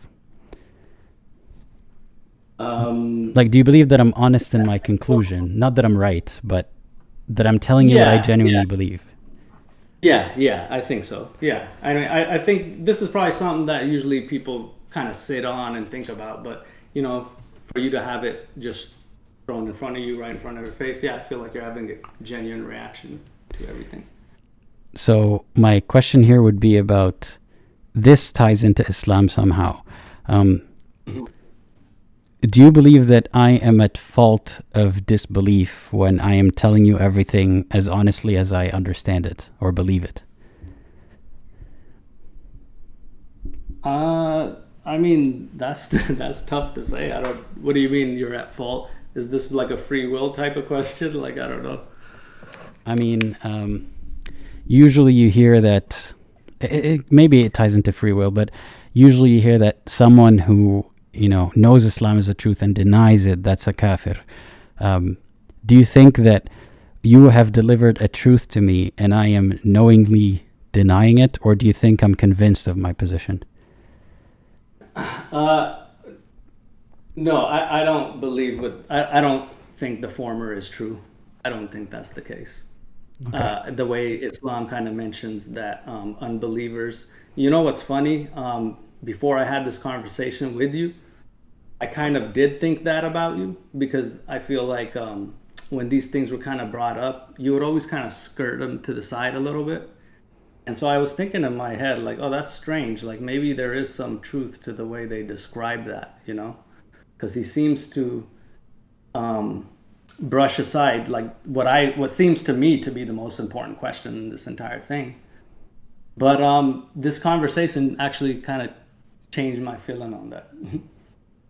So you don't believe that so you thought I was brushing aside this important question. How has that changed now? Well, because you definitely had a pretty in-depth conversation with me about it. So, maybe you just brushed it aside and in those moments and you didn't feel like talking about it, but you definitely seem to be open to, talking about this kind of stuff. Of course, yeah.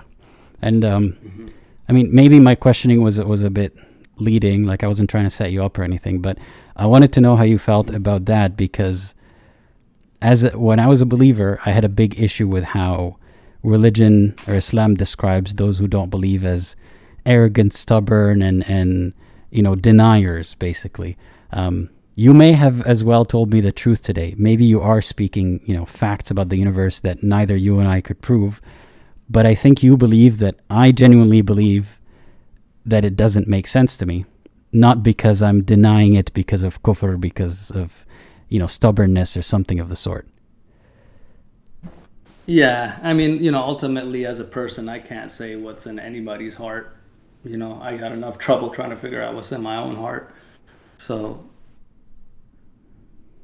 yeah. I know the Quran says things like that, but that doesn't. I don't see that as a verse like speaking to me that this is how you get what I'm saying. Like, but I mean, I guess it's neither here nor there. So. Well, I appreciate your contribution today. Even though I had started off by saying that, like I said before, this is not a topic that I personally spend too much time thinking about, because what matters to me more is not how we get to that first primordial form of a god. It's how do we then determine which god it is, or if it is one of these that we're told about. And we didn't get to that part today, and I didn't want to push us there because I know you wanted to talk about this, so I'm glad we got that chance. But if you would like to call again sometime and talk about how you got from that position to Islam, that could also be interesting. Yeah, honestly, if I wanted to talk about that, I'd probably have to kind of sit there and think about it a bit. But yeah, dude, I'd definitely love to call sometime, and I hope people got something out of this conversation, and hopefully more to come. That would be great. Yeah. Well, yeah. Is there anything else that you want to ask before we end the call? No, man. Just I'm a Muslim, but I hope things go well for you. I know you've been dealing with some BS these last few weeks, and I don't really understand what it is that you're specifically doing that's making you a target. It seems kind of ridiculous to me, but I just hope things work out well for everybody. I'm a Muslim, but I do feel a connection with this community here. I also was raised in a country where I was hated for my religion, so there's certain connections that I see similarities in us, and that's cool. Similarities can build bridges between people. Well, I appreciate that. Can build invisible bridges between people. Yeah. Yeah. Yep. There you go. Cool, man. Well, I appreciate everything, man. Thanks for having me on, and have a good one. Thanks. Likewise. Have a great rest of your day. Bye-bye. Cool. Bye. Thanks again to the caller. Yeah, it was fun. It was very hypothetical, but it was enjoyable. And thanks for the comments, by the way, in the super chats. Thanks. Levels says, why does AA always wear the same shirt? I've got multiple of them, but the cool thing is, if it's a plain white shirt, you'll never know. Like, I can buy a bunch of different ones from different, parts from different stores, and you'd never find out. So one reason is consistency, right? Because I can replace this, and I have many times, and you'd never find out. Another is also, it's just part of the look, this. And I guess it's also kind of neutral. So if I wanted to use it with different backgrounds, it shouldn't be too much of a problem. And it's something that I've decided, like, you're never going to see me in a white shirt in public. So it's for anonymity. If you ever see a guy in a white shirt and a cap, that's not me. Unless it's me and I'm hiding in plain sight, but I'll never tell you. But anyway, I hope that answers your question. And Dweesel, thank you so much for the super chat. I appreciate it. I was paying attention to the comments sometimes, but of course I wanted to listen to the caller first and foremost, and nothing seemed to raise any red flags. There was a few rude comments, but hey, like, just because you disagree with the caller doesn't mean that you have to be rude to them. Yeah. But this was fun. This was a success. Thank you everyone for watching and for contributing. And hopefully I'll see you again next week. Till then, I might have another live stream about a different topic. But the next call-in live stream will be a week from now on Wednesday. Probably a different timing, but stay tuned to find out. And yeah, what was the last thing that I wanted to say? Well, thank you to my patrons, YouTube members. And like I said before, we have a Discord now.